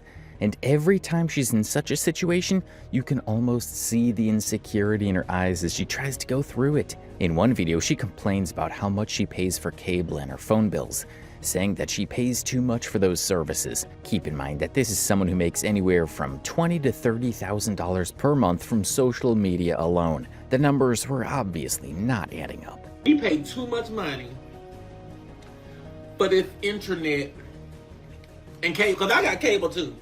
A lot of people be like, oh, what you still doing with cable? You still watch cable? Yeah. I still got my favorite TV shows to come on. Everybody ain't about an app. I got cable too. I got cable, I got internet, and whether you believe it or not, I got a house phone. Is it plugged? No. But like Spectrum say, once you have internet, that modem is a connected, you can connect a telephone up with, so you automatically have phone service. Those of y'all that don't know, if you got cable internet, if you have internet with Spectrum, you have a house phone as well too. You just gotta go buy your phone and plug it up into the modem and ring. Hello, you talking. But I've been doing that for years and years and years and years, and there's really no way that you can take it off. In another similar incident, Miss Netta is in a video talking about how she and Charles are living their lives and living their best lives, since she was already so close to 50, but still managed to make a decent living for themselves, and they were in the planning phase of their next trip where they plan to visit South Africa. She goes on and on about how they're not broke and they'll not be funding the trip from their booking money or anything like that. Instead, it's going to come from their pockets, and they actually have it like that. We living our life. I'm finna be 49 years old next year. Next year now, I'll be 49. I'm getting so close to 50, I want to be done said I done traveled. Me and Charles trying to plan the trip now, going to South Africa. That's what he said. He want to go to South Africa. That's what we're going to try to go. I don't know when. I ain't saying we're going to go next month or the month after or whatever. But that's what we trying to get together to go to South Africa. But we trying to live our life. We trying to live our best life. I ain't going back and forth with you people. We living our best life. That's what I'm saying. That's what we doing. So we traveling with our own money. We ain't traveling with no booking money and all that other stuff. We ain't got time for all that. Now, if we decide and we just want to go, somebody get in contact with us, know a friend that know a friend, and want to book us, then you can book us like that. But email it, that's done. I got so sick and tired of emails last week. Well, It's Sunday. I think I did it Thursday or Wednesday or whatever. I said, forget the emails, baby. Look, because I was still getting emails. People like, Miss Netta, you ugly, you stink. I said, okay, well, I can stop all of that. That incident was only the beginning of a series of events that would make Charles and Netta very hard to trust. Their relationship, too, has been on shaky ground with a lot of controversies and dishonesty surrounding it. Charles and Miss Netta have been accused of fabricating aspects of their relationship and public persona, eroding trust among followers. Firstly, the origin of their relationship has been a cause for debate, with some users speculating that they met in prison while Charles was convicted, but some others claimed that they met through Charles' dad, who went by Joe at the time, was a caregiver for. Apparently, Charles and Netta met at this time, and they started talking then that they became close, and soon enough they started seeing each other. But then they kept it private at first until they were comfortable enough to go public. While there are no concrete facts to back this story, nor confirmation of the story by either Charles or Netta, this remains just a speculation theorized by fans in a subreddit. The legitimacy of their union has also been brought to question by fans. Miss Netta, who goes by the title of a married woman, has claimed that she and Charles are a couple and that they're married to each other. They've even posted pictures of both of them together at their wedding. But the union has been called a sham by a number of individuals. Firstly, in the same Reddit sub that claimed that they met while Netta was a caregiver to Charles' father, another user posts a comment that says that they are not married. But Miss Netta and Charles have come to debunk these rumors by providing videos and pictures of their wedding, as well as their official marriage certificate. In an interview where Miss Netta was again asked about her marriage to Charles and its legitimacy, and she responded by bringing their official marriage certificate to show, bringing an end to the rumors of them not really being together. I got one serious question and I'ma leave. Okay. You and Charles, y'all are really married. Hold on for 1 second. Okay, she about to pull out the... Okay, we're about to pull out the receipt.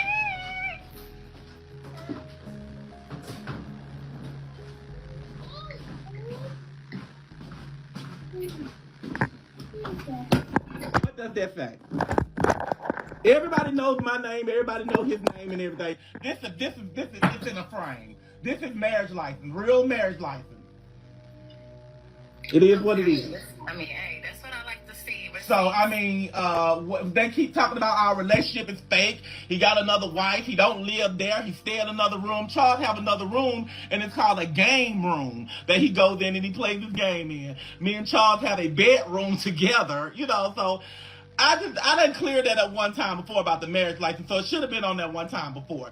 But we don't have no reason to lie about our marriage. We had a wedding. We didn't get all of that done and for nothing, but it is what it is. But to answer your question, sweetheart, we are legally married. But that didn't just fix all their problems either, because shortly after it was revealed that Charles' real name was Rolandus, and it didn't take long for the internet detectives to find out that he has a child outside of wedlock with another woman. When the images first surfaced, the natural instinct for those people who saw it first was to deny it.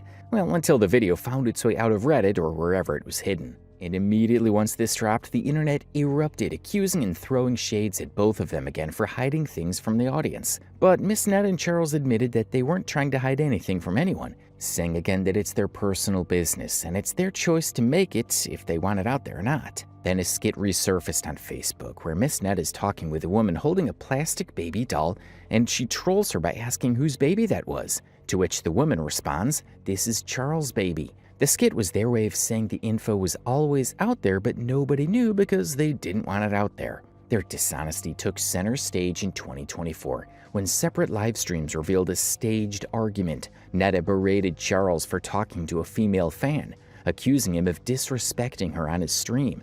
Miss Netta would then go off on Charles for no reason. She cussed at him and someone else that wasn't revealed in the stream, talking about how they shouldn't talk about her on his live. Comments on the post suggest that Miss Netta was just mad because Charles was speaking to a female fan, and apparently Miss Netta is a jealous person. The back and forth goes on for a while before some semblance of peace is finally achieved. I'm not worried about them, what they talking about. Like, baby, you don't have to answer no question to no damn body. What is your problem? Y'all too loud. Y'all too loud. I'm not some shit I did. Don't run me. Get that hoe out your... I don't got time for that. God damn. They don't question me. This my husband. Who the are you? Hey, chill the Who the fuck are you talking to? I'm telling I don't give a who she is. She's asking why I don't give a fuck. Up there. I don't care. It don't matter. I'm tired of that goddamn Jeez, see, that's Excuse me? What she say? I didn't say you want him. You asking questions about me. Baby, I don't go because you questioning about me. I'm on my own live. I'm not on his live. I don't give a hell. Who the you think you is?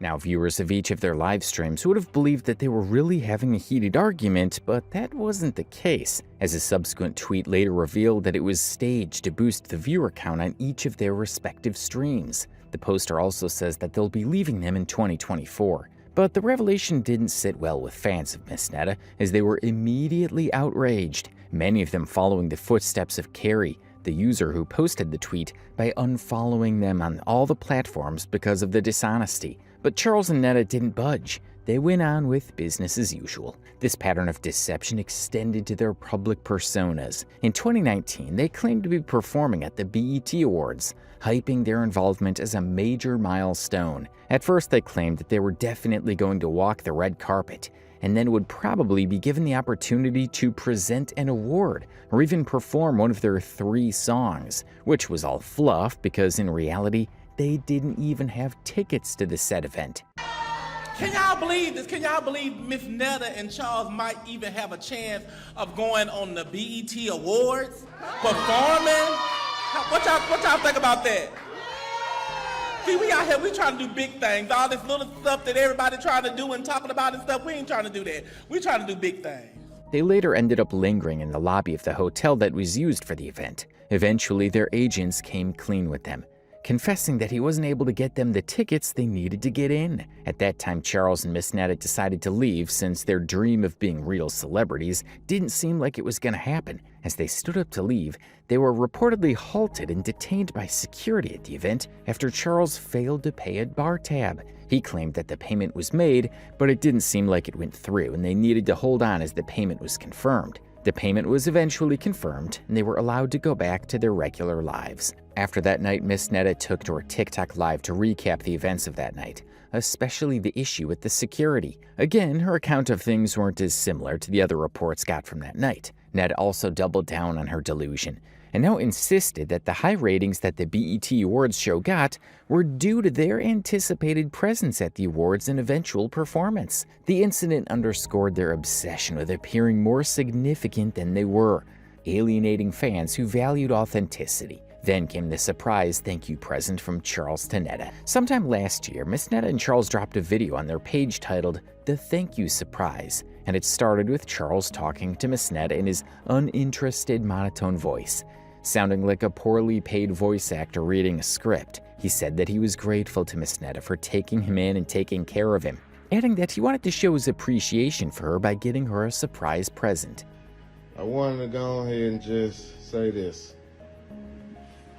First off, I want to thank you very much for really just helping me out, taking me in when I needed, and looking out for me. And you know what? I'm very appreciative. Really? Yep. And for that, I got a surprise for you. And like I said, if you come outside and walk. Matter of fact, close your eyes. Close my eyes. Yep. That is scary. Well, good. It's scary. I know. Lord. Good. Okay. I might need to close my eyes. I know. Because, listen, just close. Okay, because if I see something crazy, okay, I'll have to close, okay? Fine, man. Come on. All right. Camera recording. When I can open them, you gonna make. He then asks her to close her eyes as he leads her outside of the house, and there he shows her the present. She acts surprised and runs to the car checking it out, confessing her love for Charles, and then hugs him as he gives her the keys. Father, you can at least help me. Okay, the pause wait. Oh, look at that, you hit me with the damn dog. My bad. Shit. Anyway, turn around, face me. I Where said, you hey, at? how in the hell do you Where not are you? in front of you? Okay. Wow. All right. Can't even use your ears right. Okay, go ahead. I don't got time. Anyways, you ready? Yes. 1, 2, 3. What? Now you can move your hands. Okay. Move your dang hands. Oh! What's this? What you think? What is it? It's your brand new car. You gotta be kidding me. Nope. So you bought me a new car? Yep. Oh my God, I can't believe it. Move out my way. Move out the way. Move out the way. Really? It's mine. What? Yep, that's what it looked like. Oh. Oh, it's mine. Yep. Oh, it looks nice. Mm-hmm. Don't worry, you'll be able to go in. You'll be able to go in it. Keys in the house. Oh, keys in the house. Yep. That's what you got me. There you go. Charles. I love you. Now, if this was any other couple, people could justify the low-level 9F emotion in the video to the fact that they might not just be that passionate for each other. But it's Charles and Miss Netta, the couple with a very extensive history of lies and pure dishonesty. So, of course, fans didn't buy one bit of the show they just put on for them. First, they pointed out that Miss Netta was clearly mouthing every word that Charles said as he said it, even as she was the one being recorded. I wanted to go ahead and just say this. First off, I want to thank you very much for really... At this point, it was well obvious that the audience finally caught up to her schemes and plots, and they were now a step ahead of her. Then they decided to go 2 steps ahead. Remember when Netta made those inflammatory remarks about her own community of black women damaging her reputation there? Yes, way back in 2023, Miss Netta declared on TikTok livestream that she believed that white women were smarter and more successful than black women. The same black women that made up her core audience and have supported her since she and Charles made a video and posted it. Even when they took a break from posting, the black community kept on talking about them, ensuring they didn't fall into obscurity, and gave them a lifeline to come back stronger when they eventually returned. But Miss Netta didn't remember any of that when she uttered those words. And how far they gonna be stepped. That's just like a best friend jealous of another best friend. Like, she's going to college, she's gonna be a medical doctor and all this and all that. You're gonna hate on her because she's doing good in school and you're gonna want to see her downfall. It's about I don't like black women and all this and all that. It ain't about me not liking black women. Y'all black women don't like black women. And it's so pointed out as so big of a narrative about what I had said, and y'all don't either. That's what I keep saying, like, y'all are some hypocrites. That's what it is. I think you'd rather go shoot a person than you will a white person. And I ain't trying to be racist here or trying to be funny. I'm just telling you the real and I'm telling you the facts. If you riding down the street finna drive and do a drive-by, you'll pop the black one before you pop the white one. True or false? True. I'm gonna answer it for you. True. Black man or some black woman or whatever the fact may be just killed that person 15, probably 10 minutes ago. Because that's just how it's gonna be. It's just how it's gonna be. Everybody's up here worrying about my business and trying to put all my business out on the street and all that other stuff and trying to put my stuff on social media. What about all these white folks that doing all this bad? When the backlash for her insensitive comments hit, she tried to lie, manipulate, and gaslight her way out of the situation again. This time she said her statement was framed as a societal observation and not a direct comment on her fan base. But the delivery was very callous, and the context, especially as it was shared with a black fan base that had elevated her, rendered it a betrayal. Netta's refusal to apologize, dismissing her critics as jealous, only deepened the divide, with many unfollowing her across all platforms. You said you don't like black women. Yes, you did. I said I didn't like the black women that don't like me. So if you was in that category, then I was talking to you, okay? But all the other people that's offended about it, they just got offended for nothing. You know, they just got offended for nothing. Because I know what I said and I know what I meant because I have a lot of black supporters. And why would I not like black women? Well, you see my best friend over here, what color you think she is? You think she Mexican? No, she's African American. Her daddy black and her mom is too. You know, my mama is fully black. My sisters, my brother, my nieces, my nephews, my cousins, my friends, everybody in black. Well, after that saga, some fans decided to find a way to make her pay for her insensitive comments. And with Miss Netta, it wasn't the hardest thing to do. The routine for Miss Netta with her loud mouth and her bookings is one that isn't so professional. She would come out to announce bookings that she got on social media days and sometimes weeks before they even got to actually perform what they were booked for. In one video, she tries to call a business that she claims booked her for an appearance, not because she had any real questions or concerns about the booking, no. She was simply calling while she was live so she could show her fans that she was really booked there.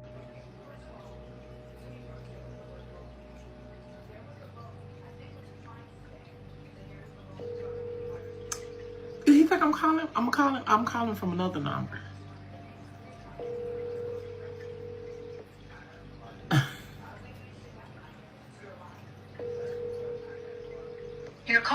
been forwarded to voicemail. The person you're trying to reach is not available. At the tone.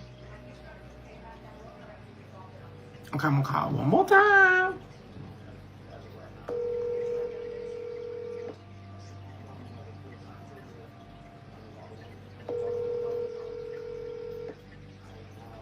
Will I do a talk show with Tokyo Tony? I sure will. I will. Thank you, Dana.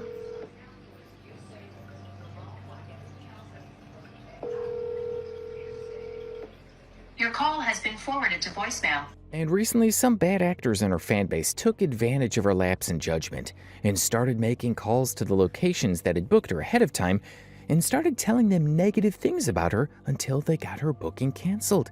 They would tell them things like she's racist towards black women, or that she was a liar, or just straight up telling them lies to get her bookings canceled. When Miss Netta realized this, she lost it and went on ranting on her TikTok channel. But it still didn't end there.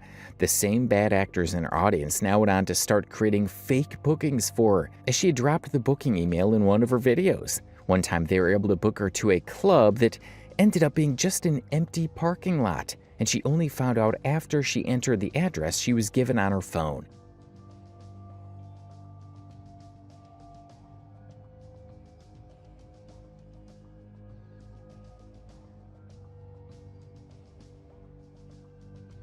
She was already dressed up, makeup and heels, all ready to go to make an appearance, but was deeply disappointed to find out that it was just a fake booking. After realizing what had happened, she once again took to TikTok to rant. I'm probably gonna stop accepting bookings because it's like, it get like bad. And like I said, we ain't that hard up and desperate for no money. But we just prefer the people that's interested be professional. Because when I respond back to their emails, I be very professional and very nice to them. Because y'all know Miss Netta can be a very asshole. And me being nice to them, it kind of put me in a different level. I'll be like, oh, Lord, maybe I should have cussed them out. But that ain't the professional way. But I don't know what to tell you. When they get when they get too annoying for me, and I tell y'all that I'm not accepting any more bookings, then y'all know Miss Netta done had it. I don't got time for all that. Too much for me. And y'all just have to see me in y'all states at the store or something, because it ain't gonna happen. Because I have got a lot of emails with booking and stuff, but nobody paid a deposit. She finally decided that they wouldn't be taking any more bookings in the interim, saying that the offers that they've been getting have not been from very professional people, and that they ended up cussing her out and she doesn't need any of that. She later in another video says that she needed a certified manager, as she and Charles were now in the celebrity world, and they required a real celebrity manager that's going to help them manage their bookings. You know, we in I'm not gonna say celebrity world, but we are headed that way. Baby, let me shut the f up. Yes, we are. We're in the celebrity world. They say you speak in existence and it shall come. We are in celebrity world. And we need somebody that's done deal with some real celebrities, Not nobody that's going to come in and say, well, I manage this social media person. I mean, I got to see some credentials. If I can't see no credentials, then it's just not worth it. Yes, you need a certified manager. I need a certified manager, somebody that's been in this industry and that's did some big things with some big people. I don't want to see that you have worked with Real Housewife Atlanta on their set or whatever. I want to see that you actually managed somebody and y'all had some type of success, because it's money out there to be made. And I'm not going to say I'm doing something wrong, and I'm not going to say that I'm not doing something right. Like, what that mean? And the issues with their bookings kept going on and on like that. And it seems like it's going to remain so until they get their celebrity manager. After that, she also announced that she would be hiring some moderators for her page, saying that she sees a bunch of comments that are not pleasing and needed to do something about it. But the count of said comments was just overwhelming for her. So for the sole reason that she would be hiring some mods to manage and control the situation. I was going to hire some mods. I started receiving emails from the day I said it. and I got to go check the emails and look at the emails and see what's going on before I just make my decision of who I'm going to hire for the mods. But I am going to get some mods on my page to get some of this terrible negativity off of this page. I don't know what's going on, but it doesn't matter. It don't matter because this is my page. I run this page. I control this page.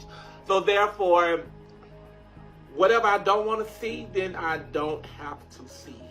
So that's how it's going to be. I'm going to have me some mods on here, a few mods on here to get rid of something. Because as much as people say they like to watch me, I get a lot of bad feedback and a lot of bad comments. And that what kind of ticked me off, you know, sometimes as a person reading things that people are saying. But I ignore a lot. So it really doesn't faze me because at the end of the day, like I keep telling y'all, The couple's most recent controversy, which is the rumored tape leak just from a few days back, has pushed their notoriety to new heights, literally all-time highs. X posts from users who know them have expressed their shock and disgust in reaction to the tape leaks, with comments like, "Why Netta and Charles got a tape out there, and I do not want to see it," with one user even going as far as claiming that watching the video made him bleach his eyes. The reaction is a mix of curiosity and caution, with many unwilling to view the alleged video but very eager to discuss its implications. The mounting speculation on X, including a post from an account @Epinith who claimed that the tape was posted on Reddit.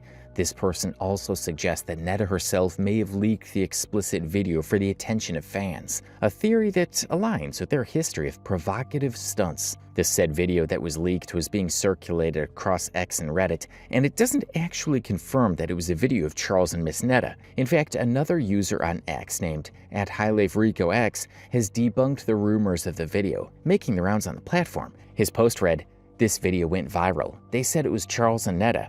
The post is actually quoting his previous post from April of 2022 when he first posted the said video on the platform, essentially blowing up any possible claims that it was truly their tape. The lack of concrete evidence, and also since no major outlet has confirmed the tape's existence, fans and haters are leaving the controversy inconclusive for now. But it has definitely reignited scrutiny of the tactics used by Charles and Miss Netta. This alleged leak is a stark departure from their family-friendly cooking content, raising questions about how they veered so far from their roots. Their journey began with simple, relatable skits that celebrated domesticity and cultural pride, but their hunger for relevance led them down a path of increasingly desperate measures. This tape rumor, whether true or fabricated, fits their pattern of exploiting personal moments for clout. From oversharing financial struggles to staging arguments, they went from cooking salmon to this, one ex-user lamented, while another captured the disbelief perfectly by saying, "The downfall of Miss Netta and Charles is crazy because they came online being a loving couple sharing a good home-cooked meal, and now they're arguing on live streams and going back and forth in videos after Twitter got involved. It is insane." This tweet goes to show just how far Charles and Miss Netta have strayed from their original content and the original plot as they keep on looking for desperate fame. Charles' role in their dynamic adds another layer of complexity. His passive demeanor, often described as disgruntled, has fueled speculation that he's with Netta for her platform rather than love. A clip from a 2024 live interview with Tia and Carlissa, where he appeared bored while Netta ranted, went viral. After a while, he asked her to shut up, a move that didn't go down well with Miss Netta nor the hosts of the show, as they made sure to check his attitude immediately. Shut up. Shut up. Yeah, hold up, boy. Nigga, please. Man, all that. Listen. This is abuse. I want everybody listen. That's abuse. Don't listen. Y'all getting shit or something? You Listen. This ain't, you know, Cassie's over here. Y'all don't listen. No, nobody listen. She's the only one that's in there listening. You gotta listen. Ain't no shut up. You don't tell no woman to shut up. There's also a lot of talk about their lack of affection, and one fan claims that Charles is only affectionate with Miss Netta when he's drunk and wasted, pointing to comments like where he is at all over her, hugging and holding her as they dance, a move which is a stark distance from what we see when they're together and he's sober. Miss Netta tried to counter that by responding with a new video of her and Charles where he's flirting with Miss Netta as she tries to eat her lunch. But even in that video, which is a big stretch from what's the norm in their relationship, Charles doesn't seem as affectionate as he was in the video where he was drunk. Woo! If I can make steal that, if I want to steal that piece, just want to just short, just come in like a short, just. That what you want to know? I want the chicken crunching.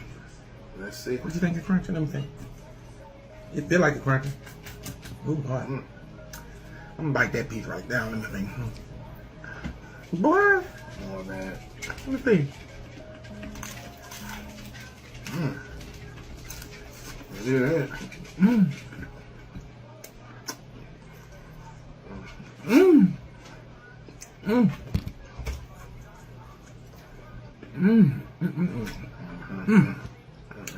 Whoa! That's the bomb. That is good. Okay. I gotta get that one up on these rough fry. Oh. They feeling so good and going with the sweet potato cornbread.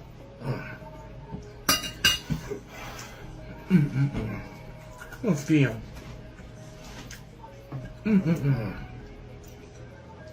Hot.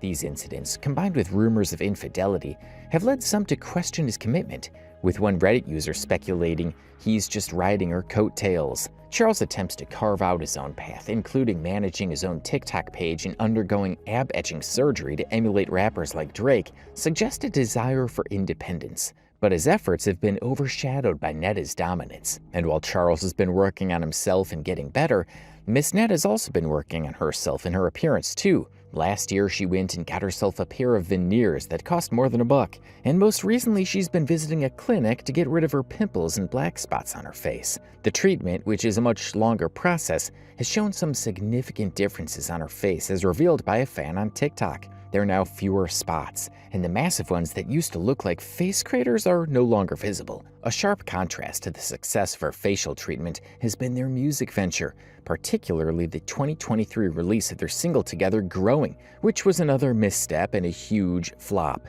The song was marketed as a celebration of their social media journey, and it was panned for its yelling delivery and simplistic lyrics. A video of them performing at what appeared to be a children's birthday party showed a disinterested crowd, with one fan trolling them by saying those kids just wanted cake.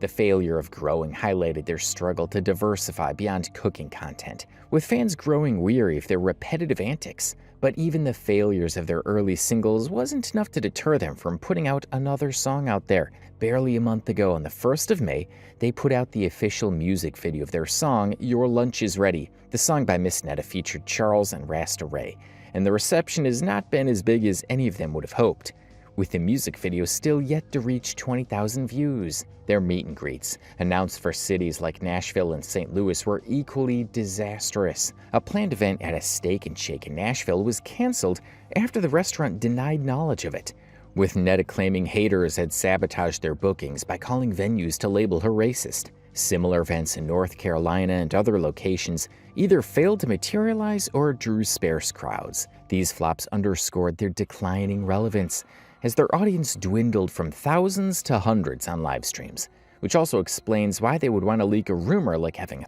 tape, even if it's entirely false. The controversies have taken a toll on their mental and emotional well-being. Netta's live streams increasingly feature rants about haters, with her accusing critics of jealousy and sabotage. Charles, meanwhile, appears increasingly withdrawn, his once charming reactions replaced by boredom or frustration. Fans have noted his body language. Their public arguments, whether staged or genuine, reveal a partnership strained by the pressures of maintaining a public image.